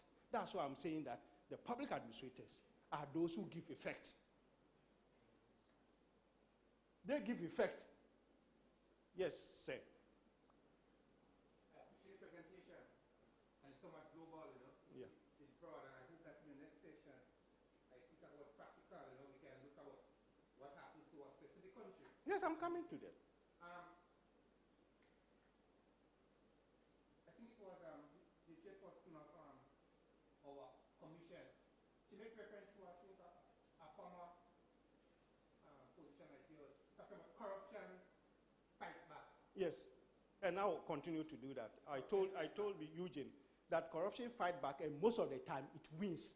It wins. Yes. And so I'm saying that Most of the time it wins. I'm saying that to say, Grenada, for example, I think. Yeah. I signed on to this convention, I think, only gave it in 2005. Yes. But look at the amount of years it took Yeah, before legislation came in place. that's right. And even right now, I'm wondering how resourceful and how equipped that our commission is to do its work. You see, why you make a statement about why you make a point that it is the responsibility Yeah, of the public administrators Yeah. to push this thing. yeah, I said before, the buck lies with the political. of course. And I think it was the president of the he made a point that commission in the region was the what? Stamp as quality and independence. Yeah. And to stick their own funding. Yeah. So the fighting back of the corruption fights back. Yeah. The political leadership Yeah. may not and will not sit in their interest Mm. to fight corruption. Yeah. They are the propellers. Yeah. Okay. And this is what I think we have to zeroing on. Okay, I agree.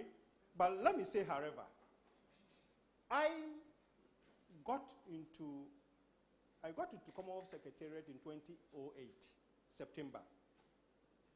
2008, December, I was in this country. That was the first time I got into Grenada. And 2008, why I got in here was that the government has proposed an act of anti-corruption and ombudsman. I saw the ombudsman also here. Yeah. And I picked it up and brought a consultant from Australia, Mr. Weston, to come and help Grenada and Dominica to set up and operationalize it. At that time, when I came here,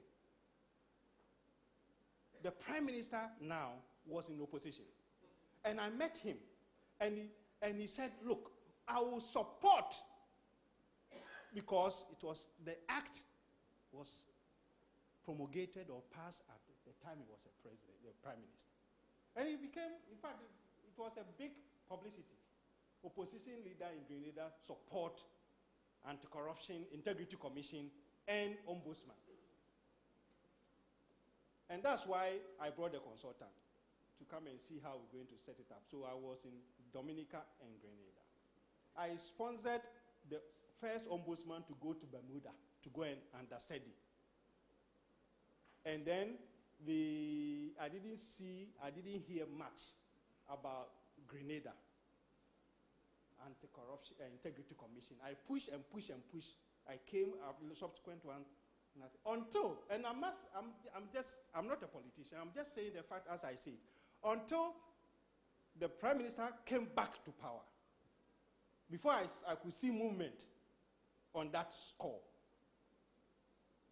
So it was not by accident that when I wanted to set up the anti-corruption agency associations, the Integrity Commission, I started it from here. Because there was a political will. You may disagree or not, but I'm saying it happened because we have a prime minister who promised me in opposition and in government. In fact, I'm sure he doesn't even remember me. Because those were, but I keep coming back. And I could see movement. In fact, I must say that Grenada Integrity Commission has moved faster than I was expected. Back to your question, there's no way the public administrators can initiate anything. They don't sign to conventions, they don't sign up to conventions, they don't allocate resources. It's the politicians who have to do that. So for the Integrity Commission, or for that matter, any anti-corruption agencies, to be effective, there should be a political will. In fact, one of the first articles I wrote in the Commonwealth Secretariat on governance was political will. You see, I can build capacity, which I've done in so many countries. I've trained, I've done workshops. If there's no political will, forget. It will not happen. You'll be demobilized. I've seen ways and means the politicians use to make this Integrity Commission, anti-corruption bodies ineffective. First, they can even, in Africa, you know what they do? They go for somebody who have retired about 10 years ago or so to head anti-corruption agency. The person cannot even work. How can you go and chase them? Then that's the end of that anti-corruption agency. They will not give you the adequate resources.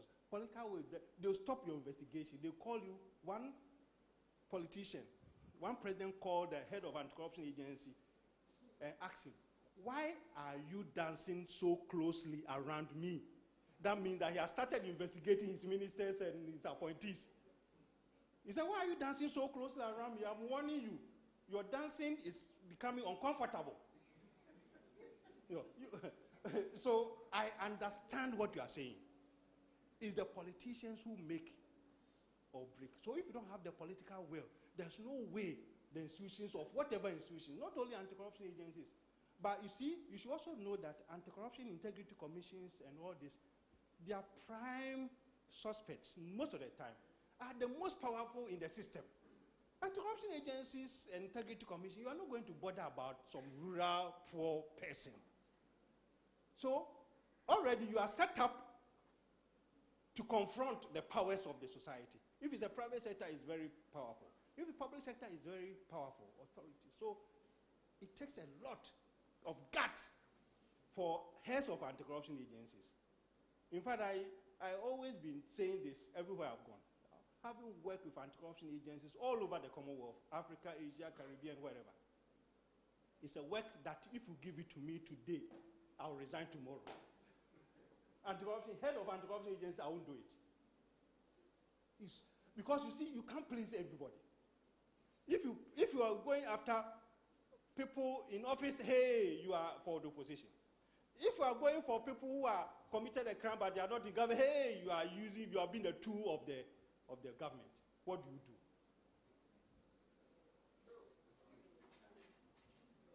So it's a very difficult work. How are we doing time? Right. Okay. Right. So give me just a few minutes to wrap up.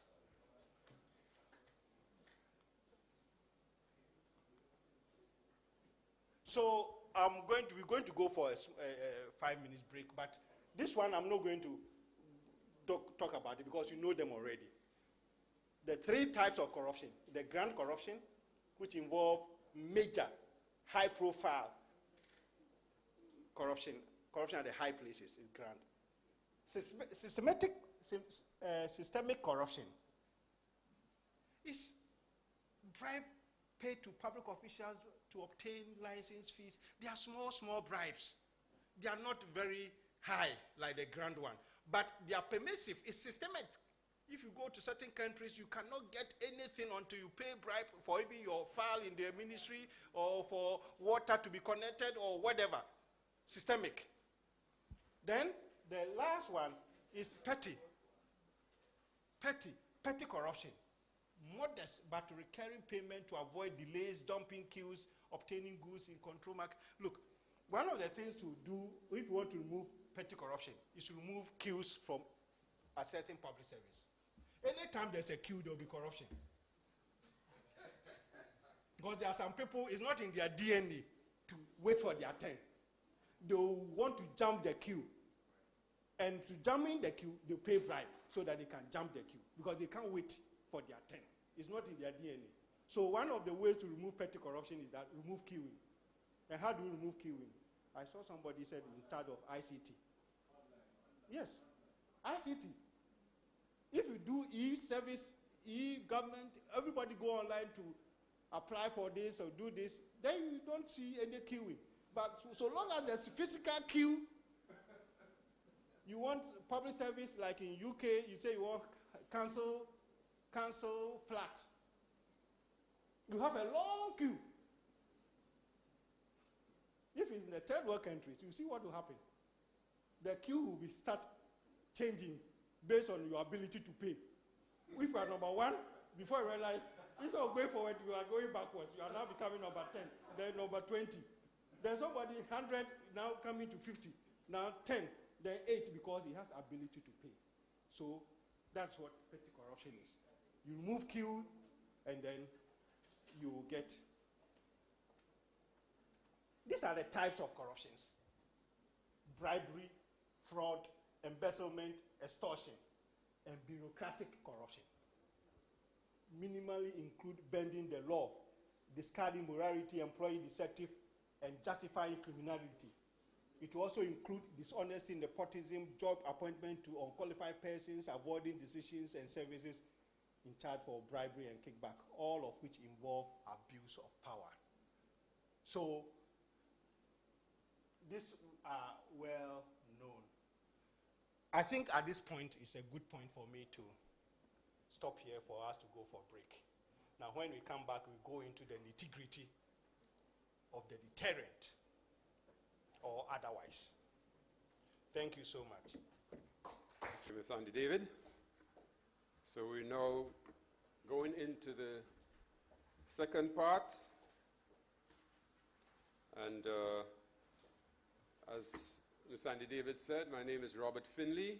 I'm the Investigations Through Compliance Officer at the Integrity Commission in Grenada, and I'll be moderating this session. The session is going to take about 1.5 hours. And again, we are grateful to Dr. Corentin.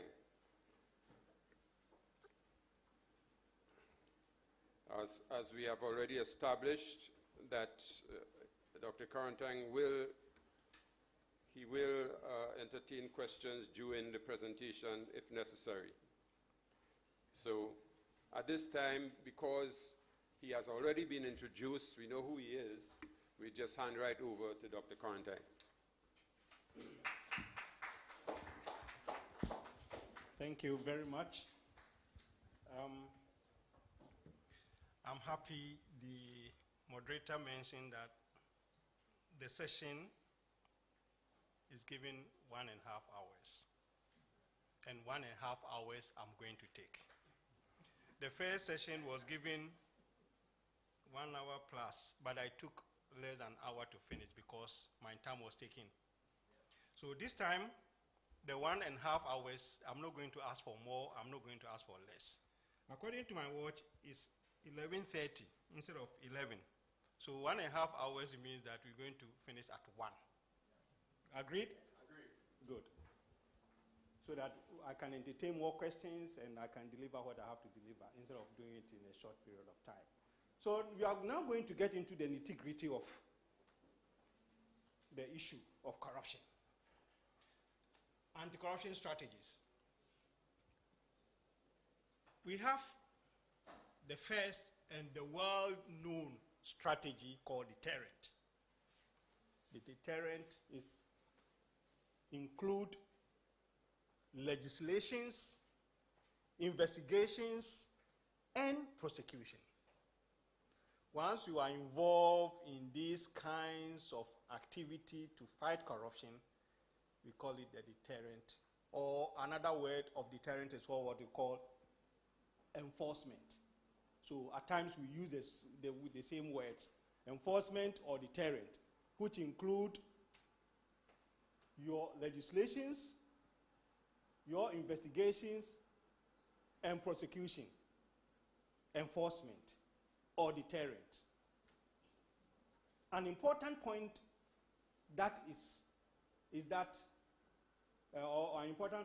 is called enforcement, as I'm saying. That means your strict laws and vigorous prosecution come into play here. When abuses of public funds or violations of rules have already been committed. So you see, the deterrent or the enforcement comes into play only when the crime has been committed. It's a post-mortem. It's that the person is dead, you open to check what has killed him. Of course, it has some relevance, so that next time you know that if you do this, you're going to die. So they open and say, okay, because you were a chain smoker, that's why you died. So therefore, the lesson learned is that don't smoke, because if you smoke, you die. But the person who have already died is gone. So you see, deterrent,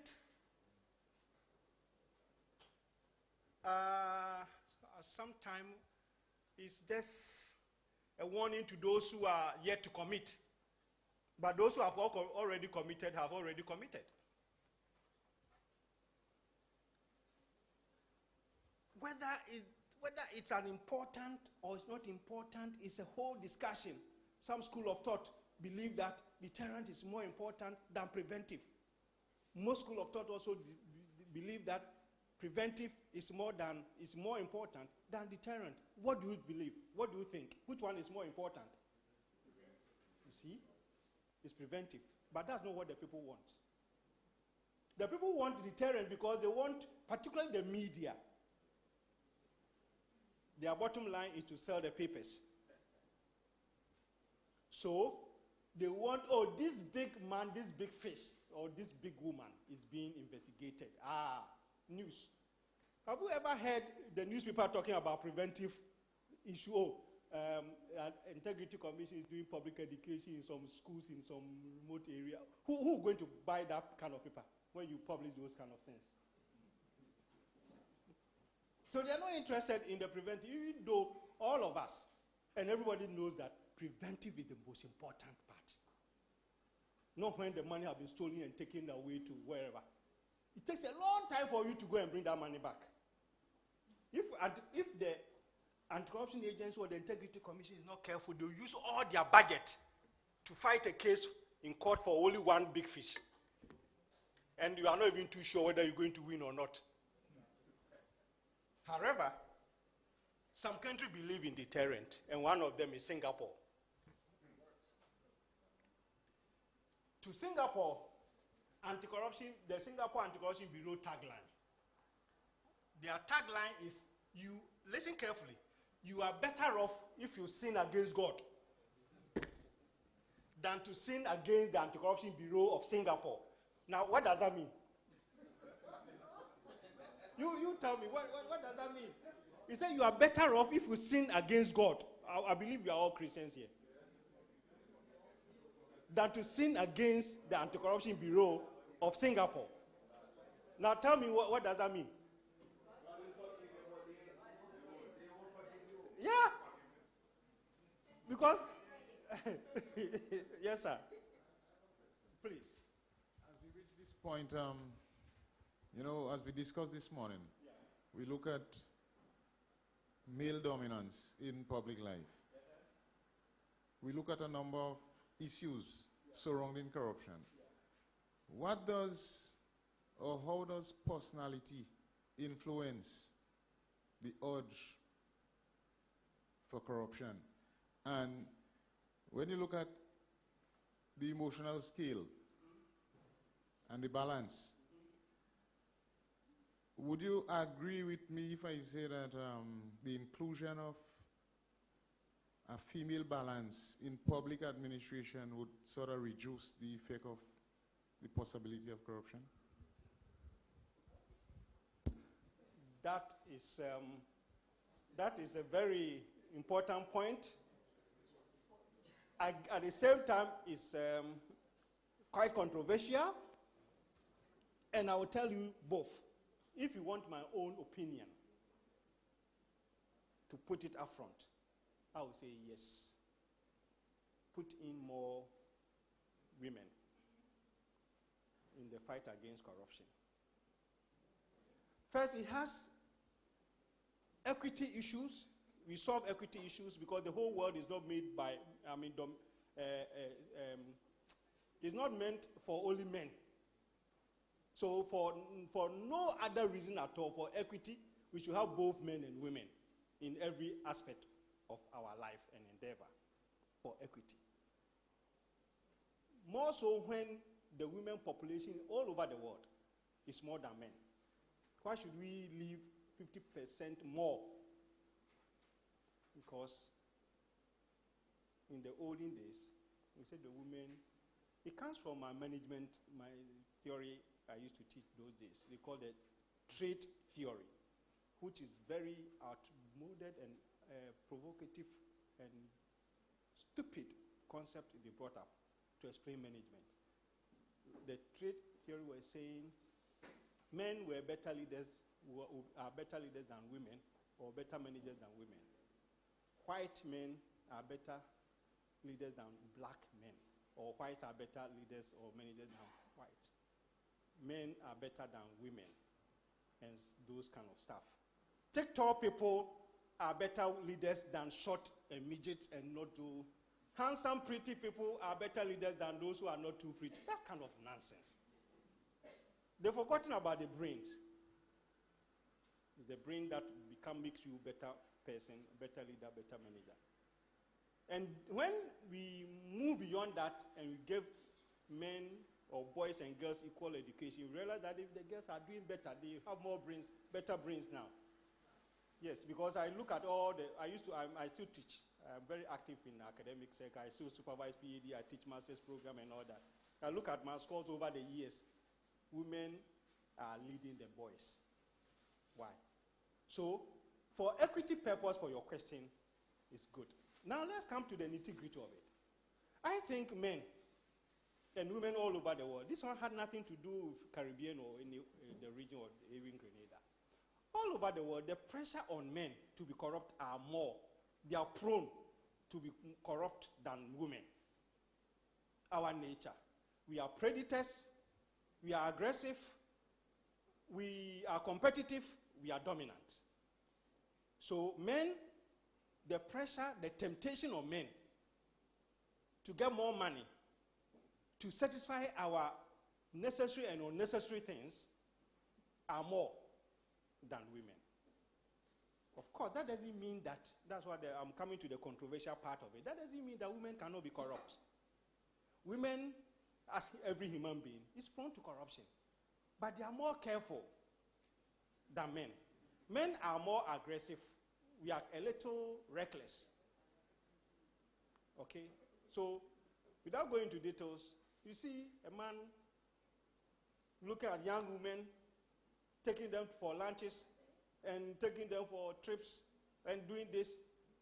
The pressure, a woman can do that, but it is very uncommon for more women to be engaged in that kind of corrupt practices than men. And for that matter, the issue is that when you get more women to take those anti-corruption positions, we are better off.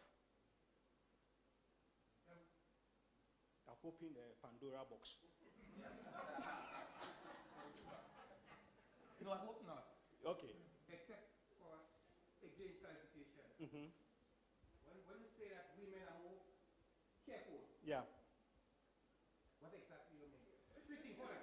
I'm thinking of one of three things. So you know the answers already?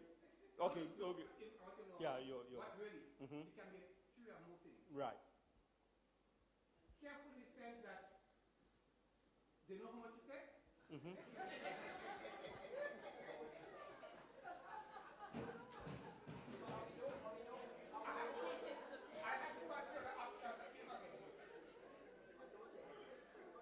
So what did you explain? Do they give more consideration to how much to take, how to take, and how to cover up, and how not to get?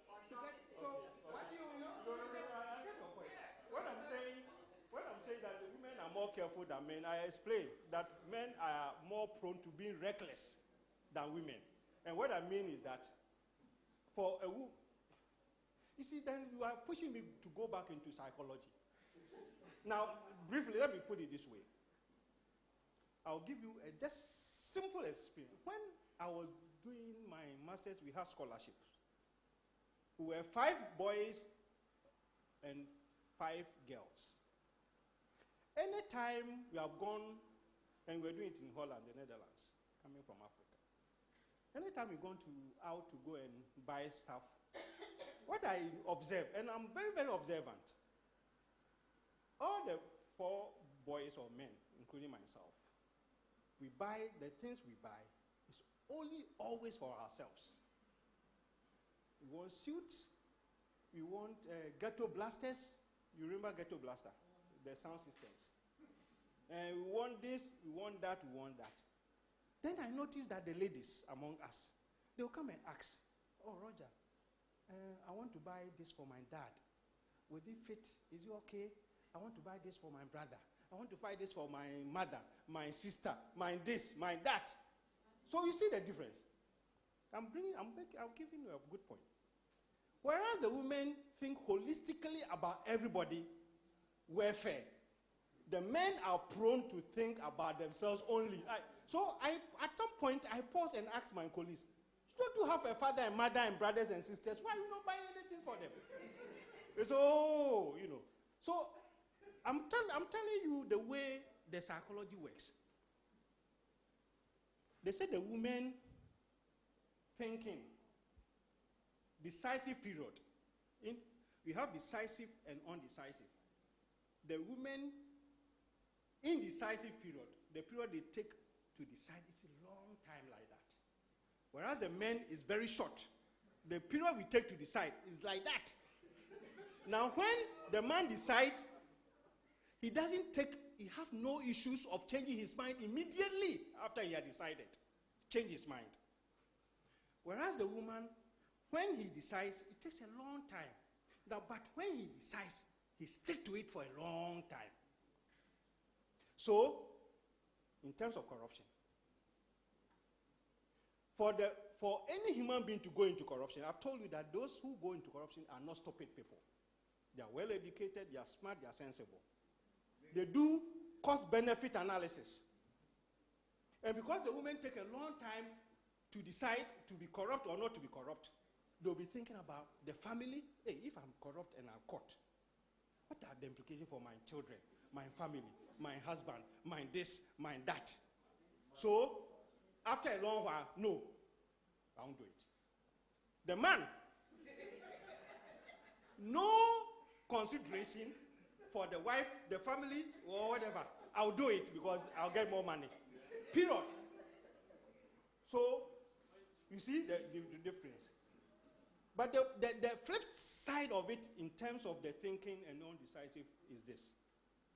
If you look at boys, let's say boys who are starting dating, you go and see this girl, oh, I love you, you are pretty, I will die with you, blah, blah, blah, blah, blah, blah. Then the girl put pressure, the girl agree. The next time, the boy have seen, and this another girl, oh, I don't like you, I like this one. I will die with you. That's how our psychology works. It takes a short time for us to flip. When the woman says, I love you and everything, he will stick. That's why our mothers, sometimes they go into bad marriages and they live with it forever. Because they won't change. That's their psychology. So now take it to corruption. As I've explained. Now tell me which of them will be better off to manage your corruption for you. Is it the man or the woman? The woman will consider everything and stop, where the man will not consider much and go into it and then be reckless. I rest my case.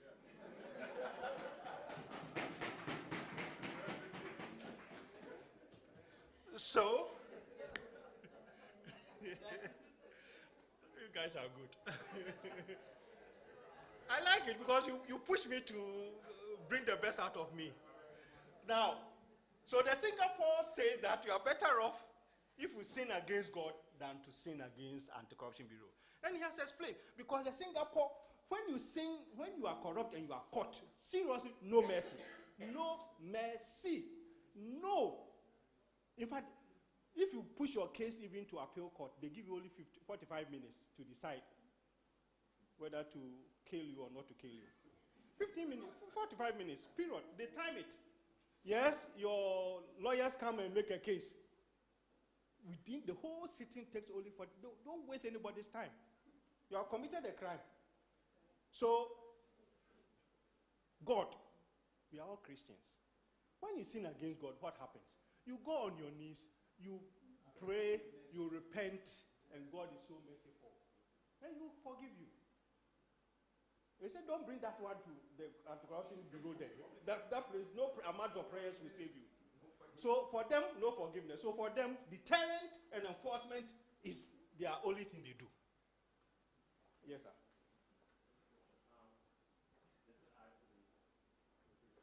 Yeah.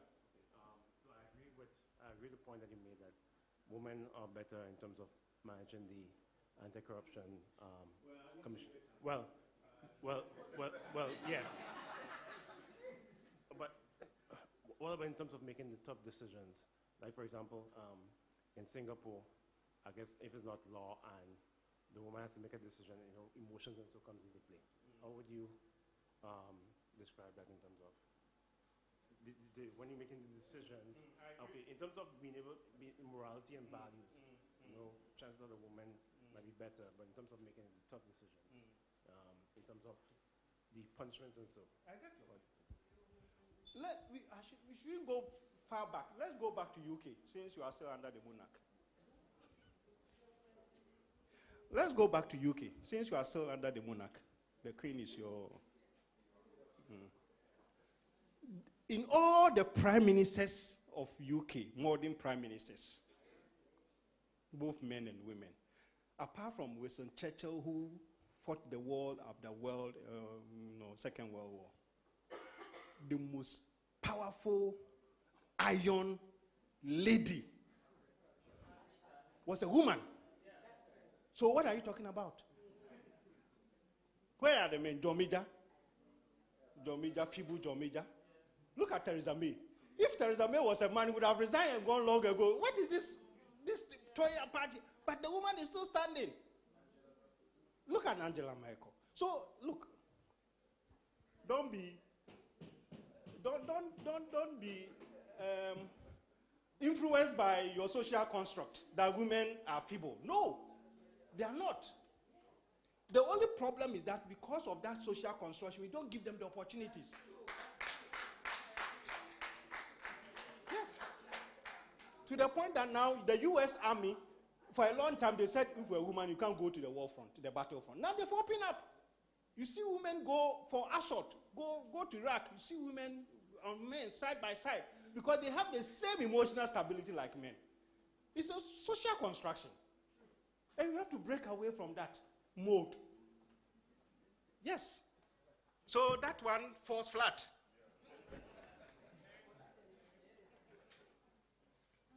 Again, they said, kill the monkey, kill the chicken and scare the monkey. So the deterrent, what it also means is that if you do deterrent, it will scare or deter others from committing anti-corruption or corruption crime, like the Singapore and the Hong Kong. So kill the chicken and scare the monkey. So that is the importance of deterrent or enforcement. But there's a downside, as we've explained. However, focusing solely on enforcement strategy could be an expensive option, and hence emphasis should be given to prevention. As I mentioned, enforcement is expensive. You can, if you are not careful, the whole budget of the commission or the agency, particularly if you are fighting a big fish who has all the monies and the resources, you also have to go and hire a very powerful, good lawyer. And your budget is limited. So you go chasing this big fish, and you are not even too sure, as I'm saying, you are not even too sure what will be the outcome. So even though it's important, deterrent enforcement, we also have to be careful. That's why the commissioners and the heads of anti-corruption agencies have to take a decision. Before you go for deterrent, you have to make your calculation to see, is it worth fighting for? Are you going to win? That's important. If you win, it's plus. But if you don't win, then that is an issue. So we move on to preventive. Preventive strategy not only safeguard the integrity of government and ensure the application of rules and procedure, but has a wider benefit of promoting public trust and managing the conduct of public officials. Preventive strategy needs to instill behavioral changes that transform values and ethical framework through awareness and sensitization. Now, mainstreaming public service professionalism and ethics should be an integral part of bureaucratic reforms aimed at building a culture of integrity and preventing corruption. However, we should note that transformations of values and public ethics requires a long time, and as does fixing or reversing the deterioration of value system in society. Preventive measures takes a long time to bear fruits. It's not like the deterrent where it is kill me quick. Everybody is no. As for preventive, it takes a long time to. It's like you are reversing a deterioration of social values or public values in the society. It takes a long time. But that is sustainable. Once you get it, like the Scandinavians have done that. So they are always leading on the ranking of the Transparency International least corrupt countries in the world. You always check the Scandinavians because they have inculcated prevention into the system, and that is sustainable. Deterrent may not be sustainable because it takes a long time. So we're talking here about the external and internal approaches to fighting corruption. The external approach to corruption mitigation or anti-corruption. Now the current term we use in anti-corruption is corruption mitigation, because we have come to agree and accept the fact that corruption can never be eradicated. So if I hear somebody talking about corruption eradication, I laugh. You can't eradicate corruption. You can mitigate or reduce or control. So anti-corruption now, the term is coming into corruption mitigation. Now, corruption mitigation mainly involves externally creation of anti-corruption agencies like the integrity commissions and all bodies and all that too. Adoption and enforcement of strong anti-corruption laws, including investigation and prosecutions. 3, creation of Office of Ethics in Government. So some government, they have integrity in government in the presidency or in the prime minister's office.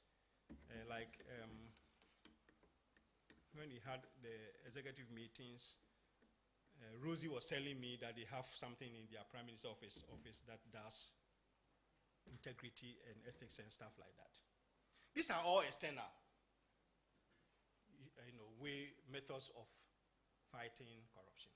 But when it comes to the internal approaches to mitigation, it involves strengthening the internal procedures in the public agencies and minimizing human interferences with the help of ICT, like reducing queuing and all those things from the system. So internal one means we are looking into the organization inside and see how the organization itself can deal with corruption in that organization. So that's internal approaches. The main reason for lack of success in corruption mitigation effort globally can be summarized as follows. Emphasis in fighting corruption has been on punitive or deterrent aspect of corruption for a long time. And we are still doing it because that's what the media wants us to do. And not enough emphasis on the preemptive or preventive approaches to corruption mitigation. Now, corruption mitigation approaches in general have not been applied on a sustainable basis in most developing countries. So the preventive measures you will see, you go to maybe education school here, you go and do something small there, something like that. You know, it's not on sustainable basis. It's just touch and go. So that's how the lessons have been. Because as we all agree, the surest and the most sustainable way is for us to go the preventive way, which we have not been doing so much and we don't know much about it. As for the deterrent, we know.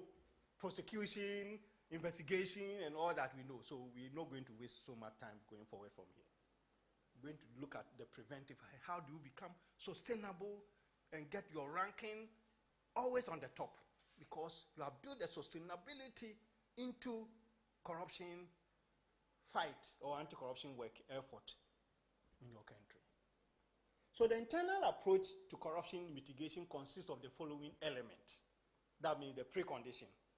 It's a healer, the heal thyself doctor. Heal yourself first. 2, recognize that corruption represents management failure. Anywhere there's corruption in any government agency or private sector organization, what it means is that management has failed. Make corruption mitigation part of performance management. That means make anti-corruption effort part of performance management. And we're going to explain that. Heal thyself, doctor. The public agencies. Before government can fight corruption in other places like the private sector, NGOs and all that, it must put its own house in order first. Those who live in glass houses cannot afford to throw stones at others, as charity, they say, begins at home.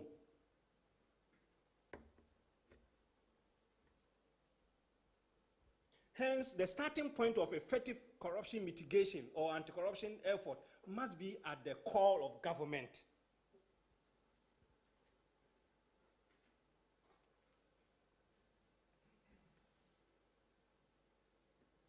What about corruption representing management failure? Yes, systemic and widespread corruption in most agencies generally exists with the knowledge of senior management in their own organization. A good manager, familiar with all the nooks and crannies of his or her department, would and should know the areas of operations with high risk of potential corruption. They know. Often, the widespread corruption in government agencies exists with the active knowledge and collusion, not of course Donald Trump one, who he has won and is celebrating it all over the world.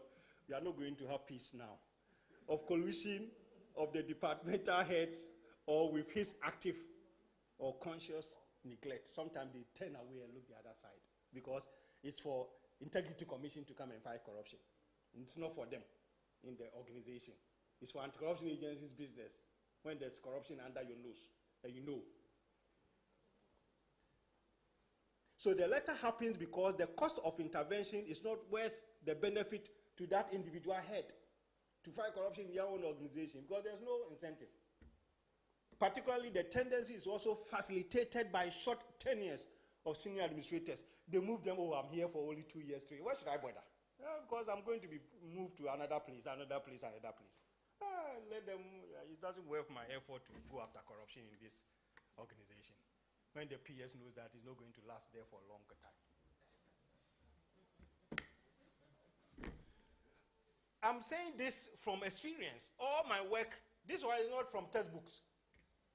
It's coming from the wealth of experience. I've worked for 10 years in all the countries around the world. Yes, Chairman. Thank you very much, Doc. You raised this issue of short tenures of senior administrators. Yeah. And I know it is something in our part of the world where there's very often frequent rotation for different reasons of senior administrators, especially permanent secretaries, SAOs, and so on.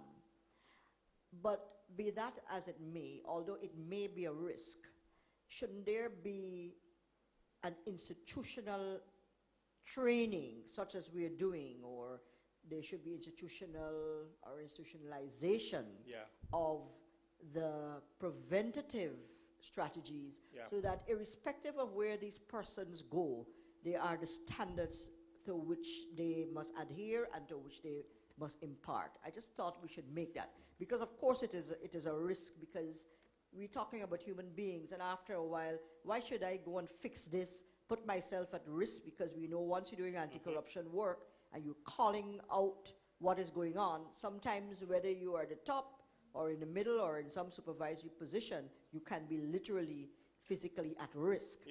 But, you know, how do we do this, get this balance? That's right. Thank you. In fact, that is a very, very good point. There's a good reason. Yeah, sorry.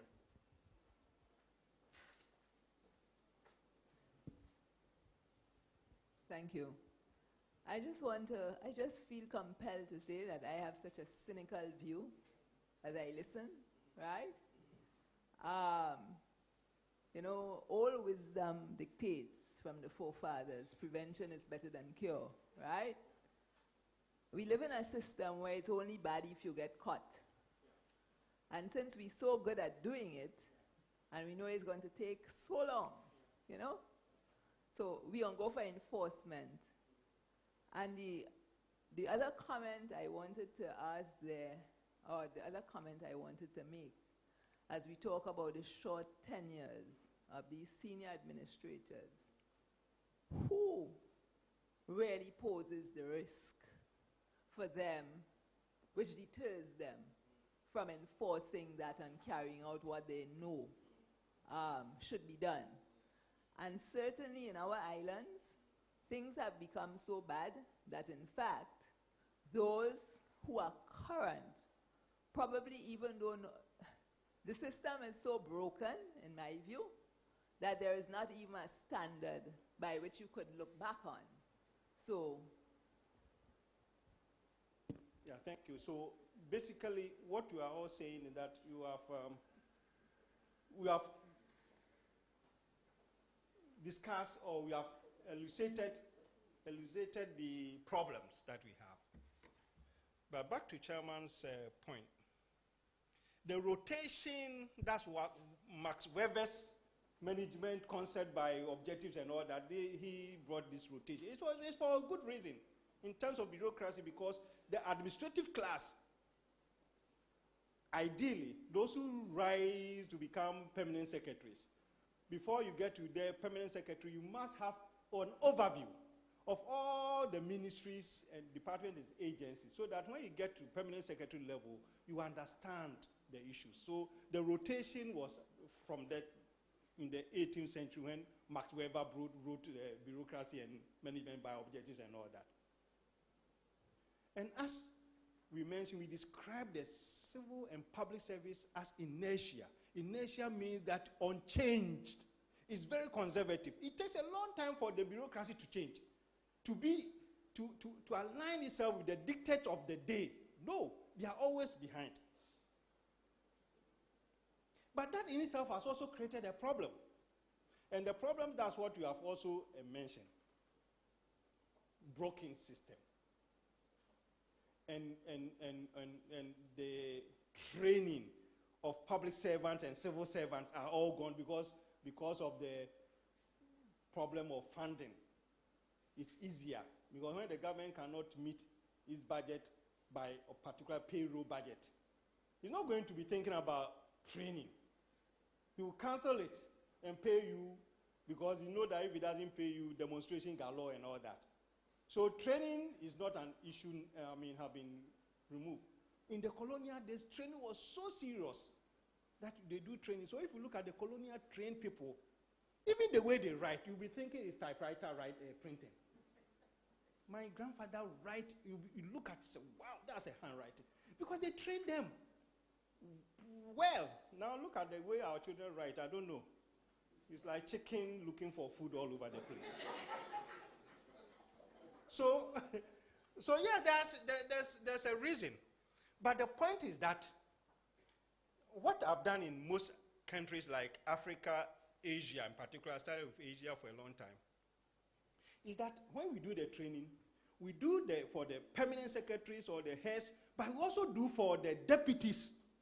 Because we have this thinking that the deputies will come when they come because the heads will leave after 4 years or what. So we have a special training that we also do for only the deputies. The second in command, we call the principals. So that the sustainability of it is assured. But again, it depends on the planning and the funding to do that. But that is the only way out. Because we cannot stop, as it is, we cannot stop from people from being, we can't go and tell government all over the Commonwealth or the world that stop rotating your peers. Who are you to say that? Because they have a good reason why they do it. But we should put measures in place not to derail and to ensure that the institutionalization will take place. Come who takes over, he has been prepared. Yes, sir. Yes, maybe I missed the objective of this training session. Mm-hmm. So I just want to submit that recommendations, funds must be taken to advance, to improve. I talk about my own Grenada here. Yeah. And the other countries here. Yeah. Public service and safety is in a state of inertia. And the head of the commission talks about the need, I think, of institutional That's right. standard to go forward. Yeah. I think, so I want to raise the idea here that, and we keep repeating it, good reasons for doing certain things. And we talk, example, about rotating senior manager. Yeah. Our political leadership will give a good reason for this rotation. Yeah. To curtail or to prevent or eliminate corruption, what we're talking about. The longer you stay in office, Yeah. the more. That's right. But then we raise that even having at a short period can facilitate corruption. I agree. So we hear that we strike a balance. Yeah. And coming out of this workshop, this training, what reasonable time? Yeah. In law, Yeah. they have a reasonable time.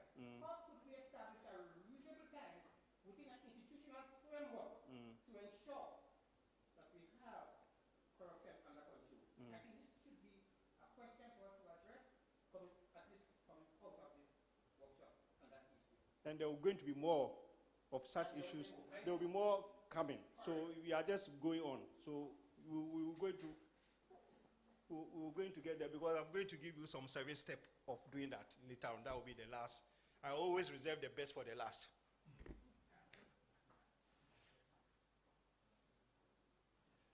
And then make corruption mitigation part of performance appraisal, because they are all feeding into what you are saying in terms of institutionalizing how we deal with corruption. You see, corruption mitigation strategies need to be projectized and implemented in a clear action, with a clear action plan, with goals, objectives, criteria, success indicators, and targets. Because what gets measured indeed gets implemented. If you can't measure anything, you can't implement anything. So, however, this action plan of corruption mitigation cannot be a standalone action plan. It needs to be part and parcel of overall performance management plan. In other words, if the head or PS does not implement corruption mitigation plan, it will have an adverse impact on their performance appraisals and scores. And I'm telling you, countries, Asia and part of Africa have done this. And we're going to go into details of that. That, you know, the PS and the politicians, probably head of service or whatever, they sign some performance agreement with the PSs about how they should, their performance. And one of the issue is how you have dealt with corruption in your organization. What plan? Have you looked at the vulnerable areas and what are the kinds of strategies you are putting in place to block the loopholes? It should be part of the PS, and the PS also should be part of the PS plan with their departmental heads. But we're going to go deeply into that. So, with this, using these concepts above, the three mentioned about heal yourself, mitigation, and all those things, the step action that should be followed to create ecosystem of corruption mitigation is as follows. So when you say ecosystem, I'm just using new words. Because if I come here and I give you the same old concept, you say about this man, that's how professors will behave. The same concept, we give different words. Then you know that we are professors. Otherwise, why should it be the same? So if it is reorganization, then I come and say restructuring. If I use too much restructuring, I use re-engineering. If I use re-engineering is too much, I say downsizing. If it's downsizing, it becomes autonomous, I say right-sizing. It's the same ideas, we go around like that, you know, you go around. You go around. So don't be confused about this ecosystem and all that, right? Yeah, that's what it is anyway. Yes, sir. I am trying to clarify in my mind here and put into context a statement this morning made by Lydia Nandi this morning. Corruption fights back. And the fact that corruption fights back, I wonder how those people, those who are charged with the responsibility of creating legislation to deal with corruption, I wonder, have you ever had the experience where you observe the legislation is done in a way to create a loophole? Because it is expected, since corruption is a crime, it will be attacked, it will be addressed. And the fact, I'm saying it on the basis of corruption fights back. Anybody brought to court will not just say, yes, I'm guilty, would fight. So the legislation has to be in a way to stop all the loopholes so that they will not, even though they're fighting back, they will not get the opportunity to escape. And I'm asking you, from your experience, do you see legislation being done in a way to give loopholes so that at least, yeah, we're dealing with corruption, but we know that you can get away? You or me or anybody else, I mean. So how do we handle that? How do we close those gaps? And yes, let me give to Dr. Yeah, let me give to chairman of the association. You haven't heard his voice after he spoke. Up to March of last year, I was Contractor General of Jamaica for 5 years. The one party described me, the opposition party, now as an enemy of people.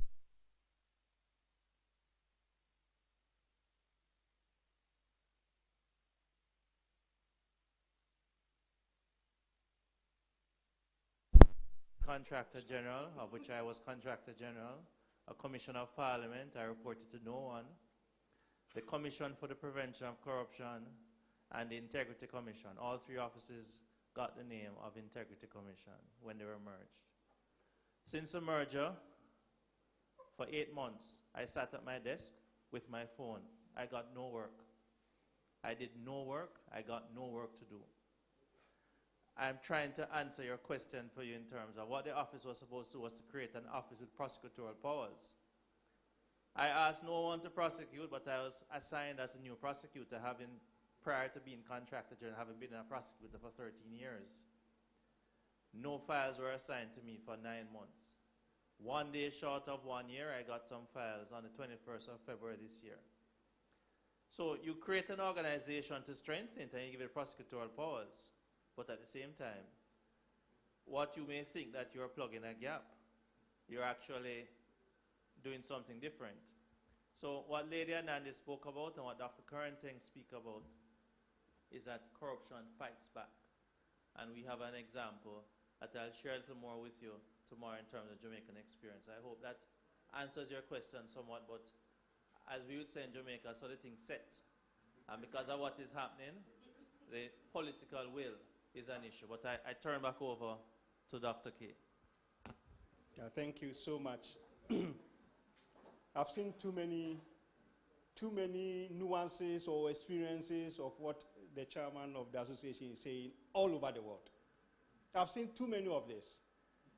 I've seen the the Dominican experience, which because I was a little hurt because he happened to be the person that I worked to set up the Integrity Commission in Dominica. As I was doing the Grenada one, I was also working with Julian Johnson, the way he was removed from office. You know, there are so many examples like that, you know, making somebody inactive. Look, the politicians have a way, of making, let me put it this way, demobilizing you. You know, some cars have demobilizers, you know that. Some cars have demobilizers where you cannot spark the car, even though you have the key. Because they press a button, the car will never spark. They call demobilizer. They have a way of demobilizing the anti-corruption agencies. They use different methods. You can use the constitutionalism, you can use activism, you can use vandalism, you can use soft approaches all over the place. Some countries, they remove you by 1 o'clock announcement on the radio. Meanwhile, you are in the conference representing your country. And somebody will come and tap you. Sir, have you heard the announcement? You say, what announcement? He said, you are no longer. You are no longer the head of the anti-corruption agency. He said, what? Have you received any letter? Why? He said, okay, you listen to the news. They have announced it. You are gone.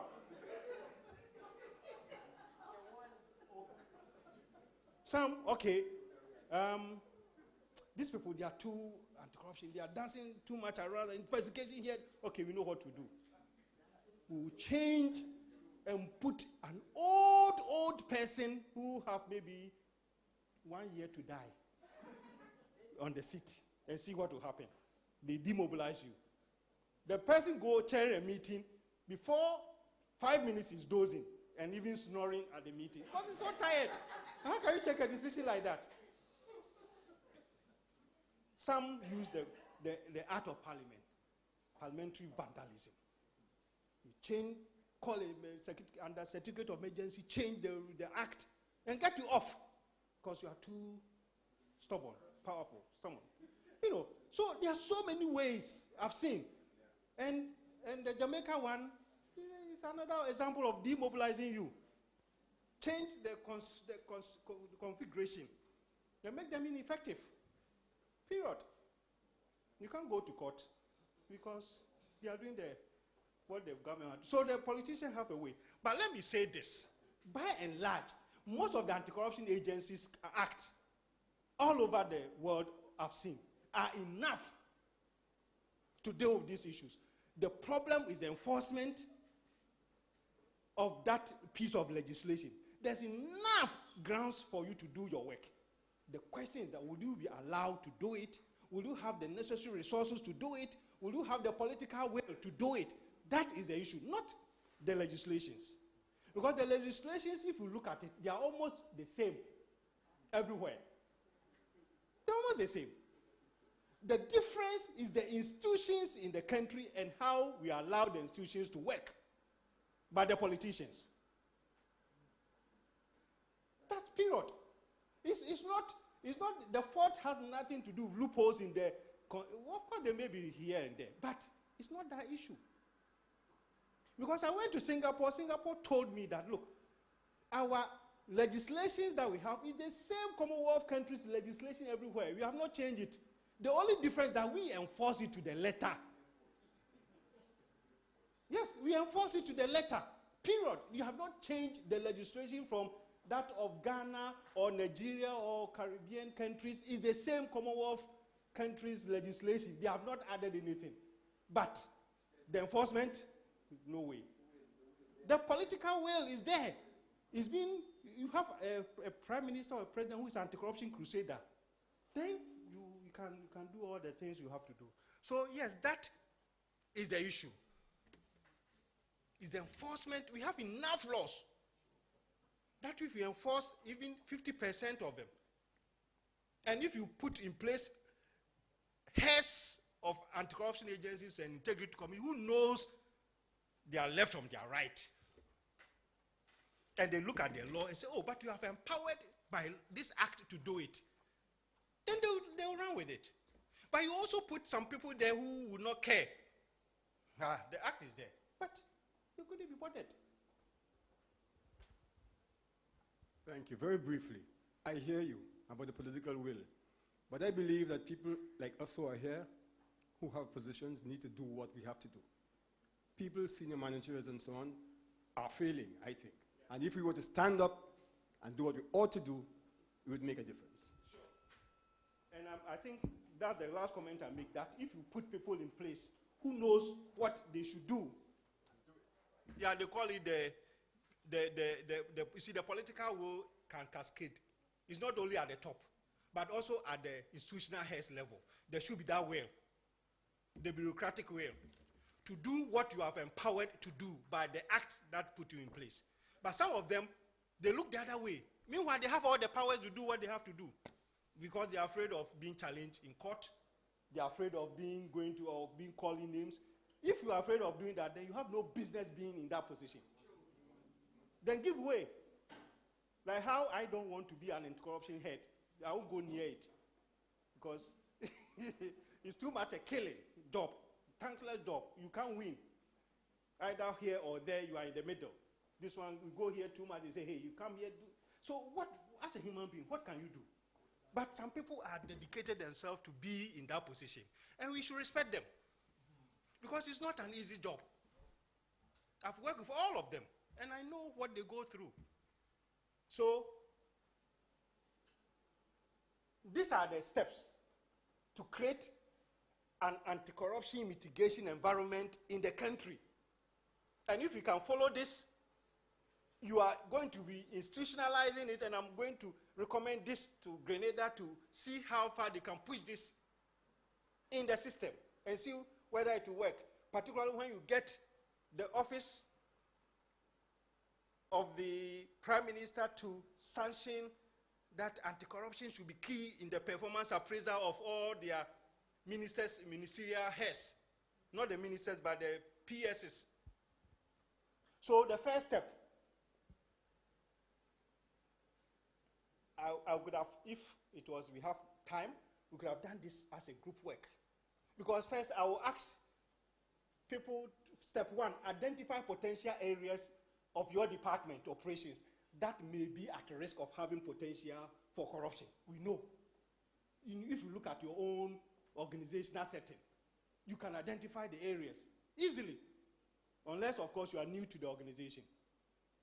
You can identify the areas, potential vulnerable areas prone to corruption. If you have been in that organization at your level and you say you don't know, I'll ask the Prime Minister to fire you.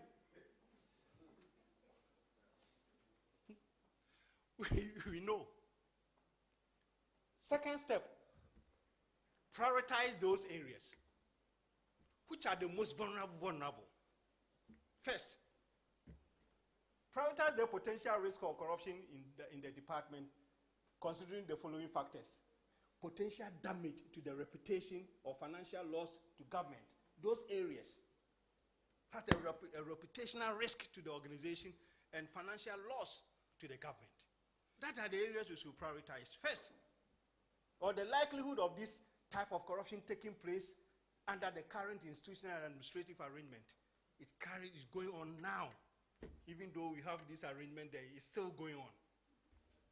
Identify those areas and prioritize them. And these are very easy steps to do. It doesn't require any money. All that it requires is the willpower to do it and being held accountable. That means you have to provide incentive for those who are supposed to do it, and that is where incentive is the performance appraisal scores. 3, you have identified. You have prioritized. What do you do next? Recommend. Recommend possible strategies in terms of policies, program, project, or activities to mitigate this potential risk for corruption. Again, you are in the organization. You know, so you know what to do. Because once you know the problem, the solution should be easy. Like again, in Singapore, my experience was this. That's what we call experimental or a learning organization.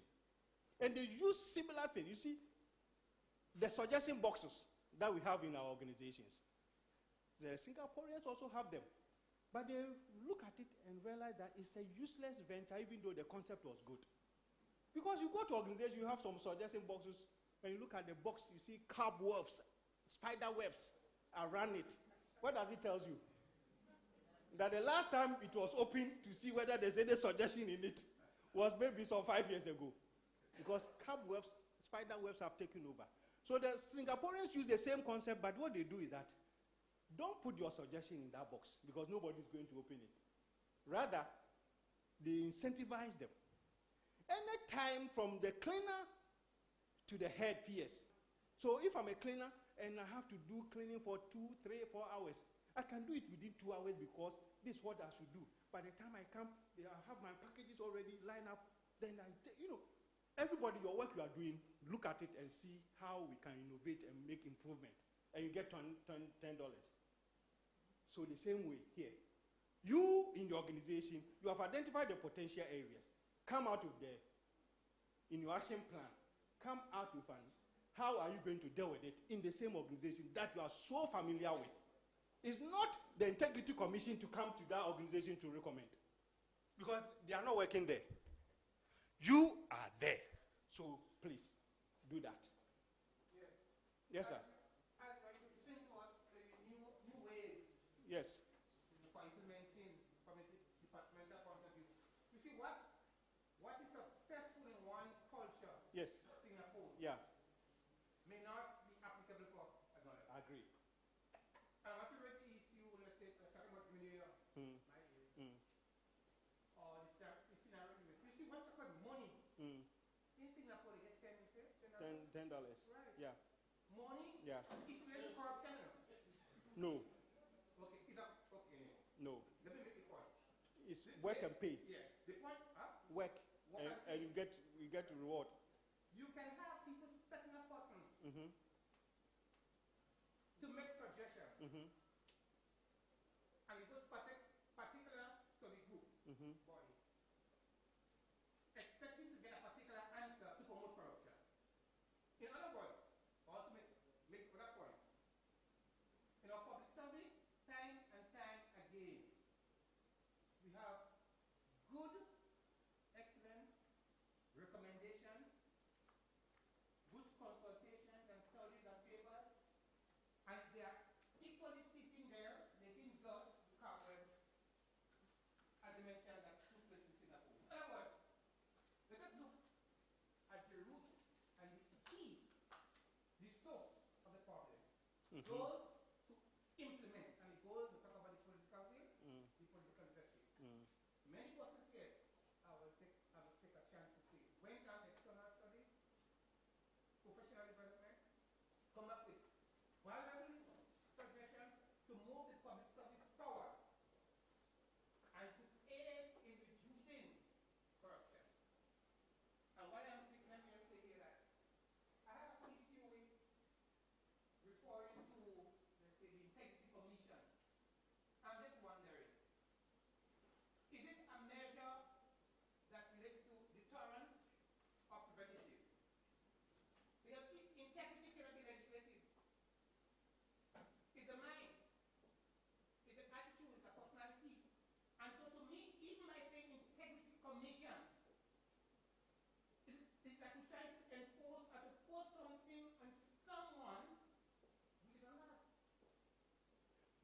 Okay. It's a matter of culture, what it allows, our public service administration, what it allows, and there is the issue earlier on, and I agree with that. Juvenile, for example, we have excellent institutions in terms of protocols, rules and regulations, but it's those who implement the policies, and we can go back to the whole idea that when we employ certain people, and by passing what's established as the PSC, we employ some people for a particular reason, and we expect to get recommendations from them with a particular focus. And instead of fighting corruption, in terms of preventing corruption, we're actually fighting against what should be done. So I think it's a big picture which we have to look at in a meaningful way, get serious recommendation, and we can test the waters. But whatever recommendation we make today of police training to see what will be done to improve. Okay. These Thank- things they are not new at all. Yeah, thank you very much. Thank you very much, because the point you have raised, I agree. However, the reason why things don't get implemented because there's no accountability. Period. Institutions, human beings, whether you are from Singapore or Grenada or America or Ghana or wherever, we are all prone to corruption. I'm not saying we are corrupt, I say we are all prone to corruption. Yes. Now, why is it that in some countries you can get away with corruption and other countries you can get away with corruption? It's the type of institutions you have. And the type of institutions you have means that for you to make the human being, you are talking about you can't legislate integrity, which I agree. Because I've taught integrity and ethics in all over everywhere, so I know what it is. But what you can do is the accountability issues. That's why I put it earlier on, that for you to get this thing done, there should somebody be hold accountable to it. And if it is the ministry, the PS will be hold accountable to it, because if you don't demonstrate to the office of the Prime Minister that you have done ABC, it's going to affect your performance score. In other jurisdictions, you have to incentivize people to do it. You have to make sure that it's like I'm going to school, like all of us went to school. If there's some topic that is not examinable, I won't waste my time to learn. Yeah, because it's not examinable. Why should I learn it? There's no accountability for me spending my time on doing course to go and bend the midnight oil to study when I know that I'm not going to be examined on it. But the subject that I know that I'm going to be examined on it, I will spend my time so that I can get a good grade. So the same way, if you put some policies, strategies in place, and there's no accountability, who is going to implement it? You have to make sure that somebody, or you're accountable to it. Your promotion will not going to happen until. I went to some country, and they were talking about education. People, they send people to rural schools, they say they won't go. I said, what? A government, you send people to rural school as a teacher, you won't go? Use policy. What is the policy I recommended? Any teacher who have not served in the rural area before, you're never going to get promotion, period. If you want promotion, go to the rural area, go and serve there for about 3 years, and come back, and your promotion will be given. Oh, I said, you do it and see. After a while, people were begging to go to the rural areas because they want their promotion. You see what I mean? You have to make sure that your policies is backed with accountability, otherwise nobody. No. Yes, sir. I agree with you in terms of accountability, but you have to define and Time. define and set the parameters. Now listen, unless your accountability is of integrity, then we are going. So Anyway, we are going back and back and back on this. You see, I'm not the word integrity. Your integrity, it should be given. We can have the corruption fight back in terms of we pretend to be doing something. We pretend. But as you said, as the example of Jamaica, we pretend. So Yeah. we're going for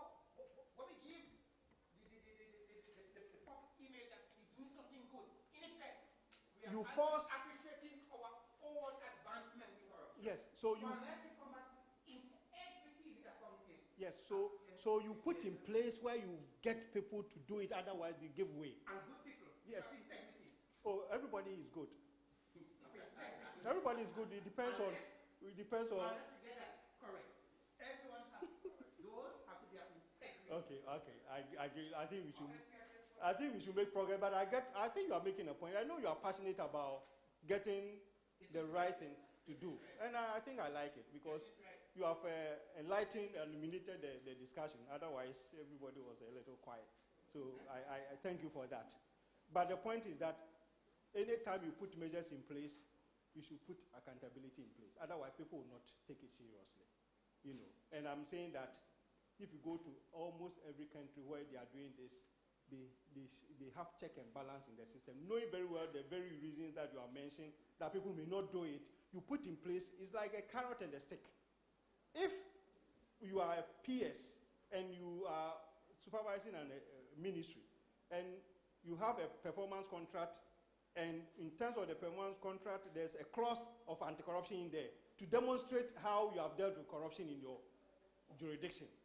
It's in the clause, it's there, so you have to account for that. And then it's for you to go back and make sure that these things are being implemented in the organization. That I've developed, I see these are vulnerable areas. This is what I put in place to block the loophole. And since then, I have not seen anything like that happening. That's good, because you have to report on. But if there's nothing like reporting, you have to do it. So that's the point I'm making here. But let's make progress. Yeah, because it sucks all the oxygen from the room here.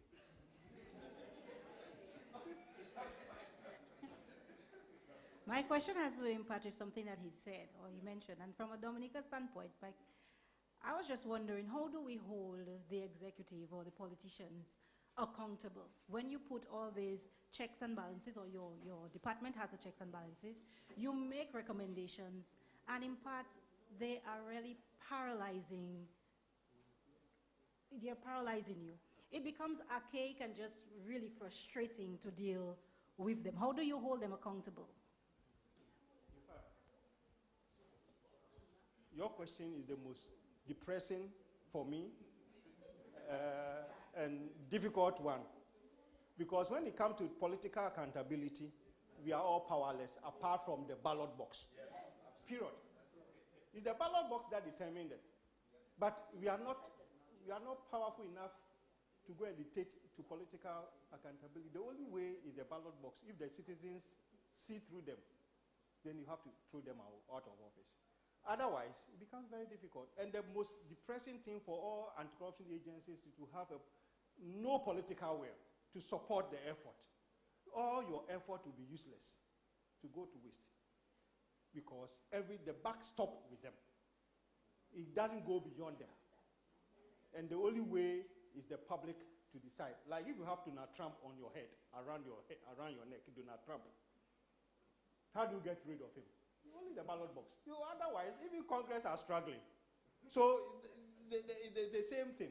But if you have the blessings of our Father in heaven, that you have a political will in your country, you should thank God. Because that's it. If you don't have it, then go on your knees to pray. Because there's no way you can do, there's nothing you can do when there's no political will.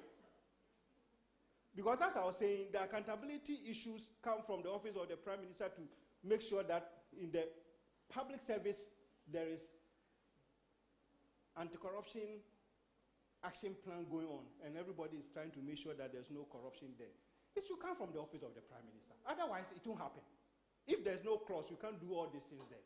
Once you can convince the office of the Prime Minister that, look, let's put a clause in the way we manage our ministries and public administration, to put one clause in the anti-corruption there, that every PS or whoever is in charge have to demonstrate how the potential area they have identified and the policies or whatever they put in place, strategies they put in place to deal with it. Show it to me, and every year then you are getting somewhere. But if the political heads are not interested, what can you do? Because you cannot force them as, head of Integrity Commission. You can't, or Anti-Corruption Agency. So that's what, so you recommend, the same person, heads will recommend the possible strategies. And then, the fourth one, the first step is convert this strategy into annual action plan with a clear, specific actions, priority, success indicators, and targets. So as I was saying, once you put this as part of the action plan, annual action plan of the organization, because then anti-corruption is being sustained and institutionalized, anti-corruption effort being institutionalized in the organization. Then step 5, integrate this corruption mitigation action plan into the departmental performance action plan. So even in your departmental action plan, because you, the PS, you're going to report on it to the office of the, maybe the office of the president, prime minister, you also will ensure that your staff do similar thing and they report to you so that you can have enough material to also report on. Because obviously you are not the one who's going to do the nitty-gritty thing, it's the staff of your ministry or your department. So you ensure. And that is what you should. I remember I was teaching, I think, well, I don't know whether it was, I think it was Malaysia. Somebody asked me about leadership, and he said, can you tell us in practical sense how leadership works? Because you have been talking about leadership, I don't know. So I started scratching my head, and I'll give you an example. Because I picked one good example about how leadership works in an organization. There was this man, chief executive officer, who had one deputy, chief executive officer. One day, he called the deputy chief executive officer to see that there was somebody, a small boy or some boy playing outside there, because he was on the 9th floor. He could see on the ground floor somebody playing. And any time he has gone to see, consistently, you see this boy playing with those who are selling oranges and bananas. So he called the deputy that, come to my office, look at that boy. Is he one of us? Then the deputy said, I don't know. So you don't know, okay. I'm giving you 1 hour. 1 hour, I'll punish you if you cannot determine whether that boy is one of us. And what has he been doing there all this time, working hours? The deputy said, are you crazy? Me, deputy, should know a cleaner or whatever playing. He said, well, my word is that. So the deputy was confused. He said, have you had a fight with your wife before coming here? What is this? What is this nonsense? He said, I've told you, 1 hour, I'll take an action. He realized it was serious, so he left. The deputy went sulking in the office. What can you do? You realize that, hey, 15 minutes. So, in the scheme of things, he has 5 directors under him. Immediately call them. There are 5 directors. Have you seen? The boy was still playing there. It was like 10 a.m. Have you seen that boy there? Who is it? He said, we don't know. He said, hey, you better know. I'm giving you 45 minutes. You don't know. You better know. I'm giving you 45 minutes. Go and check and make sure that it's one of us, and what action have you taken? So the directors go, yes, sir, yes, sir. Then he left. So they were asking, what's going on here? What's going on? Okay, each of the directors have 10 managers under their care. So each of them called their managers quickly. He said, have you seen that boy? The boy was still playing there. Who is this boy? He said, you don't know. He said, you don't know. I'm giving you 30 minutes to identify the boy and take action. Apparently, one of the managers have a supervisor who supervises that boy directly. So the rest, the 9 managers will say, okay, it's your call. Go and deal with it. So he called the supervisor, bring the boy. Why are you doing this? He said, no excuse. Okay. He wrote a query immediately. 1 month dismissal for the boy without pay. Action. He went to the director. The director looked at it and said, okay, you also get 3 weeks suspension without pay for not supervising that boy. 30 minutes, it was on the the deputy's table. The director have taken action. Look at it. Oh, you director. Okay, you also get 2 weeks because I was supposed to take action. So by 45 minutes, it was on the deputy director desk. What can you do? Okay, you, the director, you get 1 week without pay suspension for not supervising. 1 hour, pam, it was on the director's desk. The director look at it. Oh, you, my deputy, you also get 3 days suspension without pay for not doing your work. It wasn't the money that hurt the deputy, but the record, because it's going to affect his promotion, so in case you want to become the head. So it was a big deal. It happened between 10 and 11 a.m. By 12 lunchtime, this news has filtered, and the place was like a cemetery. Everybody was at the desk, because you know that if you misbehave, if I don't deal with you, they will deal with me. And that made that within 1 month, that organization have turned round to become the most efficient, effective organization on the land. So you see how leadership works. They didn't bring any consultant. They never came and said this is. They just implement. So the same way, if you implement from the top, it cascades. If you are useless at the top, it's cascade. Period. So what I'm saying here is that, so long as, and so long as we can have some of these things implemented, and there's a political way to do it, you see, it will transform. Initially, it will be a little tough, but eventually, it will transform Grenada in public sector institutions, because there will be all the argument against and all that, but if you are consistent and persistent, eventually, it doesn't take so much to block the holy post, because we know, and that will mean that we can get somewhere. So, in conclusion, the above 6-step approach to mitigating corruption is predicated on the fact that prevention is better than cure. That's what I is saying. It makes use of the insight and knowledge of internal employees who have comparative advantage in identifying the risk and suggesting appropriate remedies. Given that this exercise is internal and there is no significant cost associated with it, there's a good chance that it can be sustainable and continuous, ongoing exercise. Once this corruption mitigation culture or the ecosystem has been created, the need for external intervention should decrease over time. And that is what those countries who are doing well in fighting corruption has able to be doing.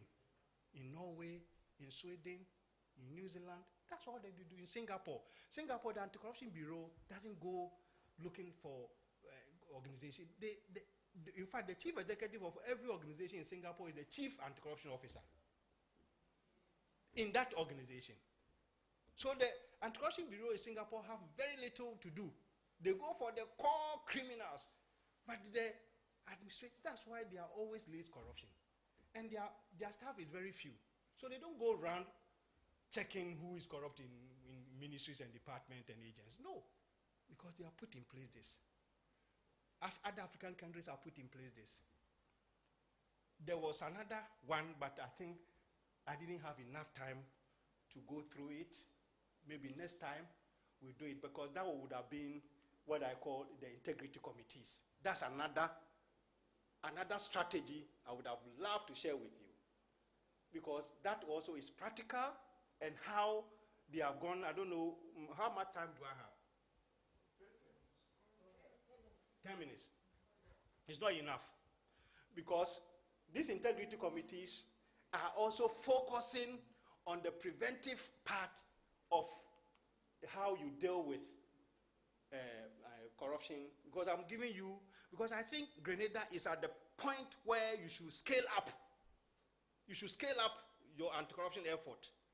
Because for me, I've seen the dedication and the commitment of the government and people here, even though you still may have problems, yes, but you have to scale up your effort in dealing with corruption where it is not very, very cost intensive. So this anti-corruption integrity committee thing is the Commonwealth tried to help them set up this integrity committee. Of course, it's myself. Initiative therefore seek to enhance good administration in workplace and to nip in the bud nascent corruption practices. Because for corruption to be effective, the Commonwealth Secretariat believed that corruption prevention measures need to be mainstream in public and private sector institutions. And we facilitate this. But the issue of ownership is directly related to the sustainability. And once the question of ownership is addressed, sustainability will prevail. So the Commonwealth Secretariat support the view that it is the responsibility of organizations to fight corruption at their workplace and provide capacity building programs and advisory services to equip the members of these integrity committees. Now, these integrity committees are basically anti-corruption unit in the workplaces.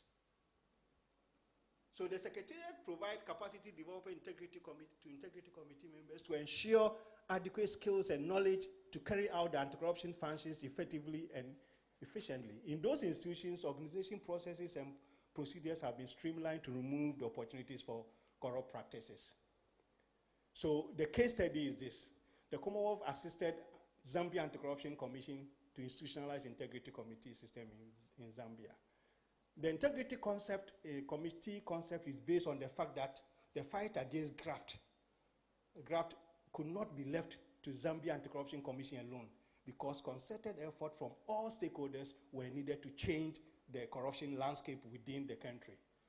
The ICs are cardinal in the fight against workplace corruption because they have ability to prevent corruption in various ministries, departments, agencies countrywide. So what is the membership and the selection? The Integrity Committee is an in-house vehicle for cultivating a culture of zero tolerance to corruption in both public and private organizations. Each organization integrity committee is comprised of only 5 members that include the chairperson and the secretary that are elected from among the 5 members. The organization's management select the integrity committee members based on their demonstrated integrity, and the committee is chaired by a senior member of the organization within the same organization. Now, members must reflect the membership of the integrity committee, that the 5 members must reflect the levels of staff structure in the organization.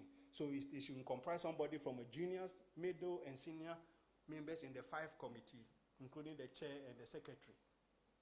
Then there's oversight and accountability. The Anti-Corruption Commission will inaugurate this workplace integrity commission after the invitation, the management of those organizations have invited them. Currently, over 50 integrity committees have been established to spearhead prevention of corruption, both in the public and the private institutions in Zambia. The government of Zambia has introduced a clause in the permanent secretary's contracts that ensure that they are accountable for effective performance of the integrity committees in their institutions. So there's always a political will to start with. The integrity committees prepare quarterly report for submission by the permanent secretary to the cabinet through the Anti-Corruption Commission, highlighting the progress made by the integrity based on this action plan for corruption prevention in their organizations. The role of the Integrity Committee. The Integrity Committee has the following roles: promote transparency and minimize opportunity for corruption by spearheading and facilitating the process of corruption prevention in the organization. Now, to implement an institutionally tailored corruption prevention action plan with budget approved by the senior management of that organization in consultation with the Anti-Corruption Agency. The plan focuses on interventions that are aimed at reducing opportunity for corruption. They also participate in the training of staff in ethics, integrity, and anti-corruption strategies, and enlist support and understanding of these issues from their colleagues in the organization, the same staff. They help, so it's an internal thing. Provide efficient and transparent monitoring and reporting mechanism to expose unethical conduct and corruption. The same integrity committees receive, consider, and provide redress on corruption-related complaints emanating from within and outside the organization.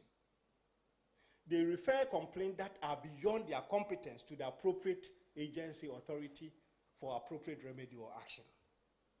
They prepare quarterly report highlighting the progress made in the implementation of the committee's action plan to their management. Achievement. So it's a short one, since I'm finished. The establishment of code of ethics, conflict of interest at local authorities, pension institutions, and revenue collection institutions. They have done that. They have also implemented gift policies in various public institutions. Establishment, operationalization of customer service charters and complaint handling system in a number of public institutions. The integrity committees are able to do it. They have also implemented client service charters in many public institutions. They have also managed to create sectorial collaboration or partnerships, such as they look at the sectors like road sector integrity committees, which comprise of all the segment, Road Transport and Safety Agency, Road Development Agency, and National Roads Fund. They come together to form Road Sector Integrity Committee, or the Border Point Integrity Committee, so which include integrity committee members from Zambia Police, Department of Immigration, Zambia Revenue Authorities, and Zambia Bureau of Standards.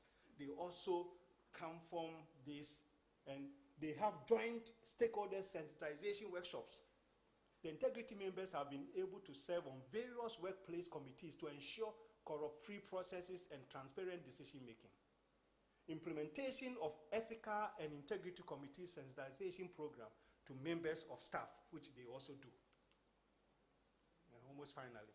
As a result of the integrity committee members' intervention, Zambia Revenue Authority has introduced taxpayers' charter as a measure to significantly reduce corruption and to improve revenue mobilization by 10% per annum. There's another city council called Kitwe City Council, has streamlined its land administration and plot allocation processes, making it more transparent by way of appointing integrity members onto the plot allocation committee. Now, another city council have prosecuted its offending officers for engaging in fraudulent plot allocation unearthed by the integrity committee members. And the Zambia, the copper belt is one of their mainstay.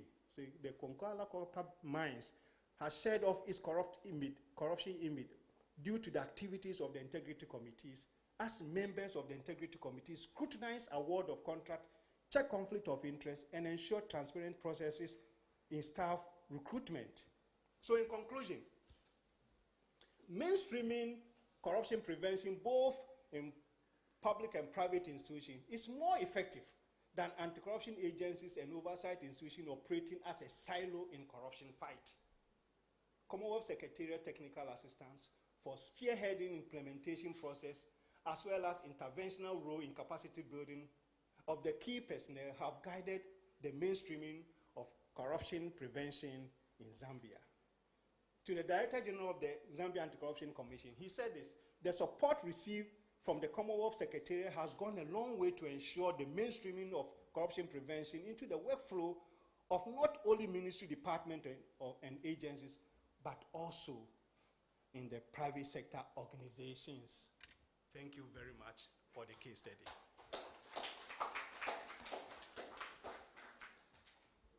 Thank you very much, Dr. Kodinteng, for beating the clock. Yes. That's one.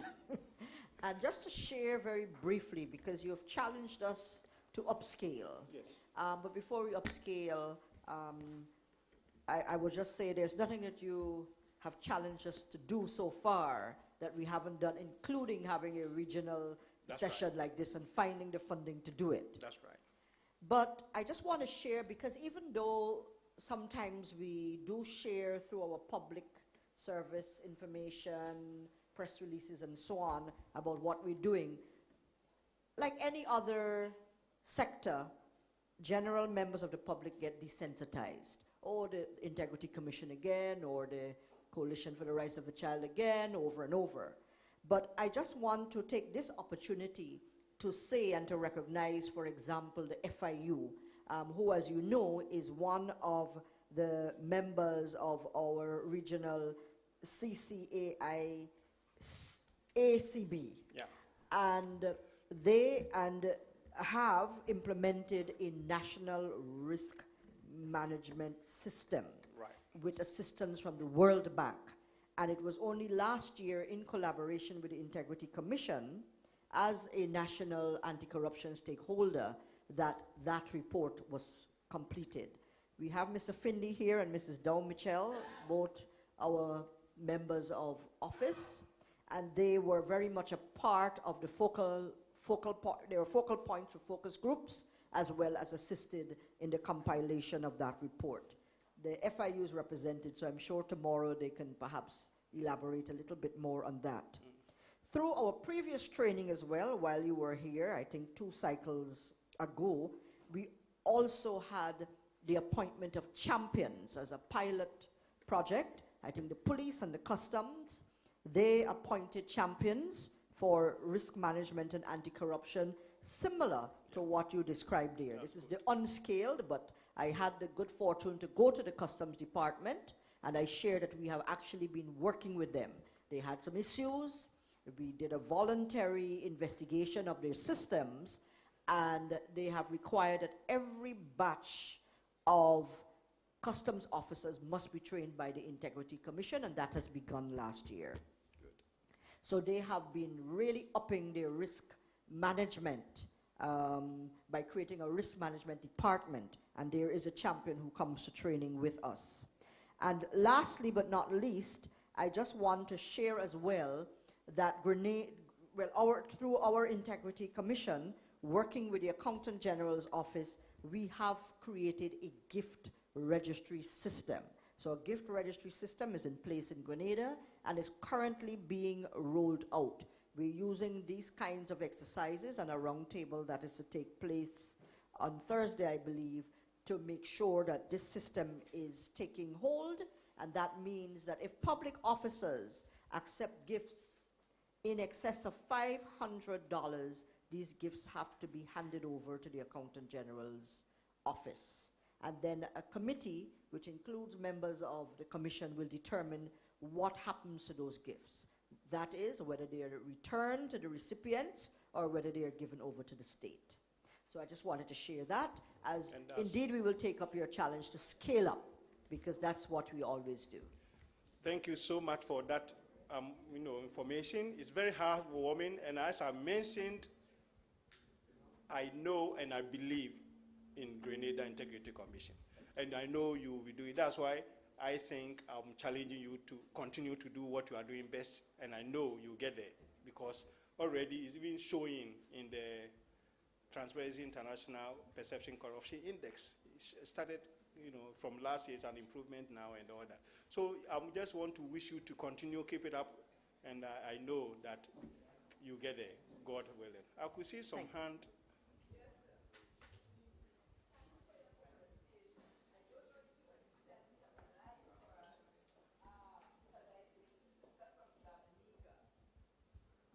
Ask the fundamental question, keeping the executive accountable. Because in truth and in fact, the executive knows how to use all of these things and create this facade. You understand? Ultimately, at the end of the day, and you spoke about it very early, the cost of corruption, it's to the people. And therefore, I want to know how this system in general integrates the people. Because, in fact, you sort of alluded to it when you spoke about the ballot box. And in fact, that's quite true. Citizens really do not, and in fact, they themselves, it might have become so entrenched in the system. Because let me just say here, you have spoken a lot about Singapore. And I mean, yes, they are the global practice.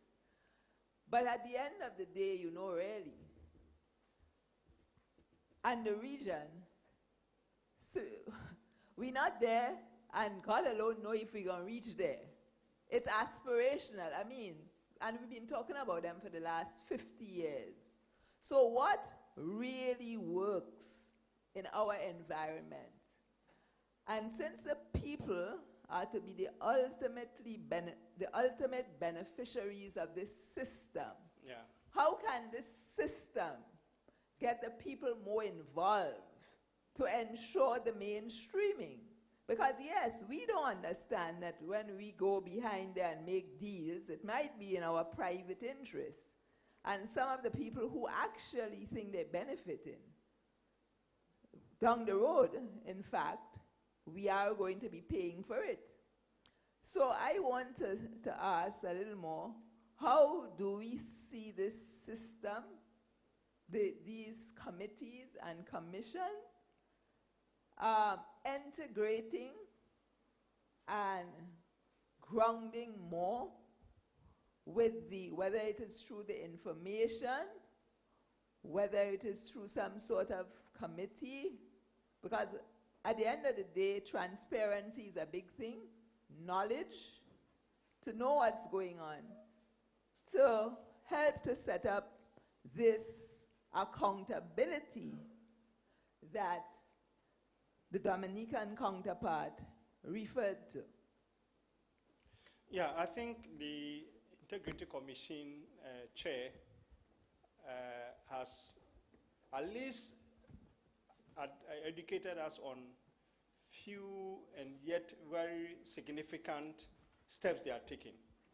The public, if we're talking about the public, the only way the public will know anything about corruption, or to make sure that the public knows that corruption is not normal and it shouldn't be accepted, is through sensitization. And I'm happy that in this room, we have the civil society represented, because they are one of the key stakeholders when you're talking about the public. Because you have the public, we have the government side or the public sector, the media, and the civil society. And they are all quite represented here. Because it's the sensitization that will educate the public. That's the only way. For most of the anti-corruption agencies' mandate, where they have to deal with corruption, you have to deal with it first and foremost within government, within the public administration system, the ministry, the department, and the agencies. Because these are the people who represent, who work in the communities and the societies. And therefore, once you can get them to do the right thing, it will get to the public. And therefore, I think that the integrity committees, the FIUs, the civil societies, they all have to come together. That's why we have the round table. And they all have to be stakeholders in public sensitization as to inform the public that corruption is wrong. It hurts everybody else. So we should all put our hands on deck. And that's how the politicians then will sit up. I will say that. I'm not holding brief for the politicians here, but I've seen that from the little I know from outside. I think you are far better off in terms of political will than some other countries I've seen. Maybe not be enough, but I think we should give them credit for establishing the institutions. The institution is young, but they have moved quite fast, and I could see them progressing and progressing. Maybe, and that is right, this generation, the public is so impatient. They want to see results overnight. And I know, and it is true everywhere I've been to. But at times, you have to be patient. As I've mentioned, prevention corruption, which is the most important thing, which is sustainable, it takes time. So we should be a little patient. But the most important thing is that we should all stay on course. Help the Integrity Commission to implement some of these things. Get the political will to support. And at the end of it all, we all pray that things will work. Thank you very much. Thank you. Thank you, Dr. K. And I know we have more questions, but the time is out. So we just want to just highlight some of the procedures which we all will agree we need to take on board. Number one, identify the potential risks. Number two, prioritize the risks.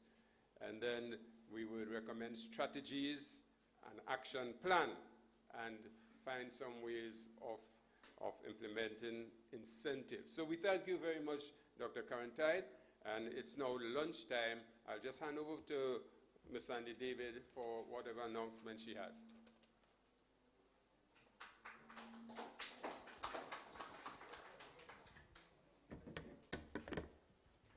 Thank you very much, Mr. Finley. And so that I get you with your gastric juices secreting and getting ready for that wonderful lunch we have prepared for you, let us thank Mr. Finley for a job well done this morning, as he did start off the day by invoking the Lord's blessings. Just very, very briefly, can I ensure that everyone has handed in their registration forms? And if you haven't, please do so at the registration desk. Secondly, can I ascertain if there's anybody here that will not be here tomorrow? Okay, yes, because the Ombudsman had shared that. Anybody else? I know that we will be joined by our colleagues from Customs tomorrow. So we expect to see everybody around the table, in addition to our colleagues from Customs. So persons who are here today, tomorrow morning, when we start at 9, please just report to the registration desk so that you don't have to fill up another form. We would just tick you off accordingly.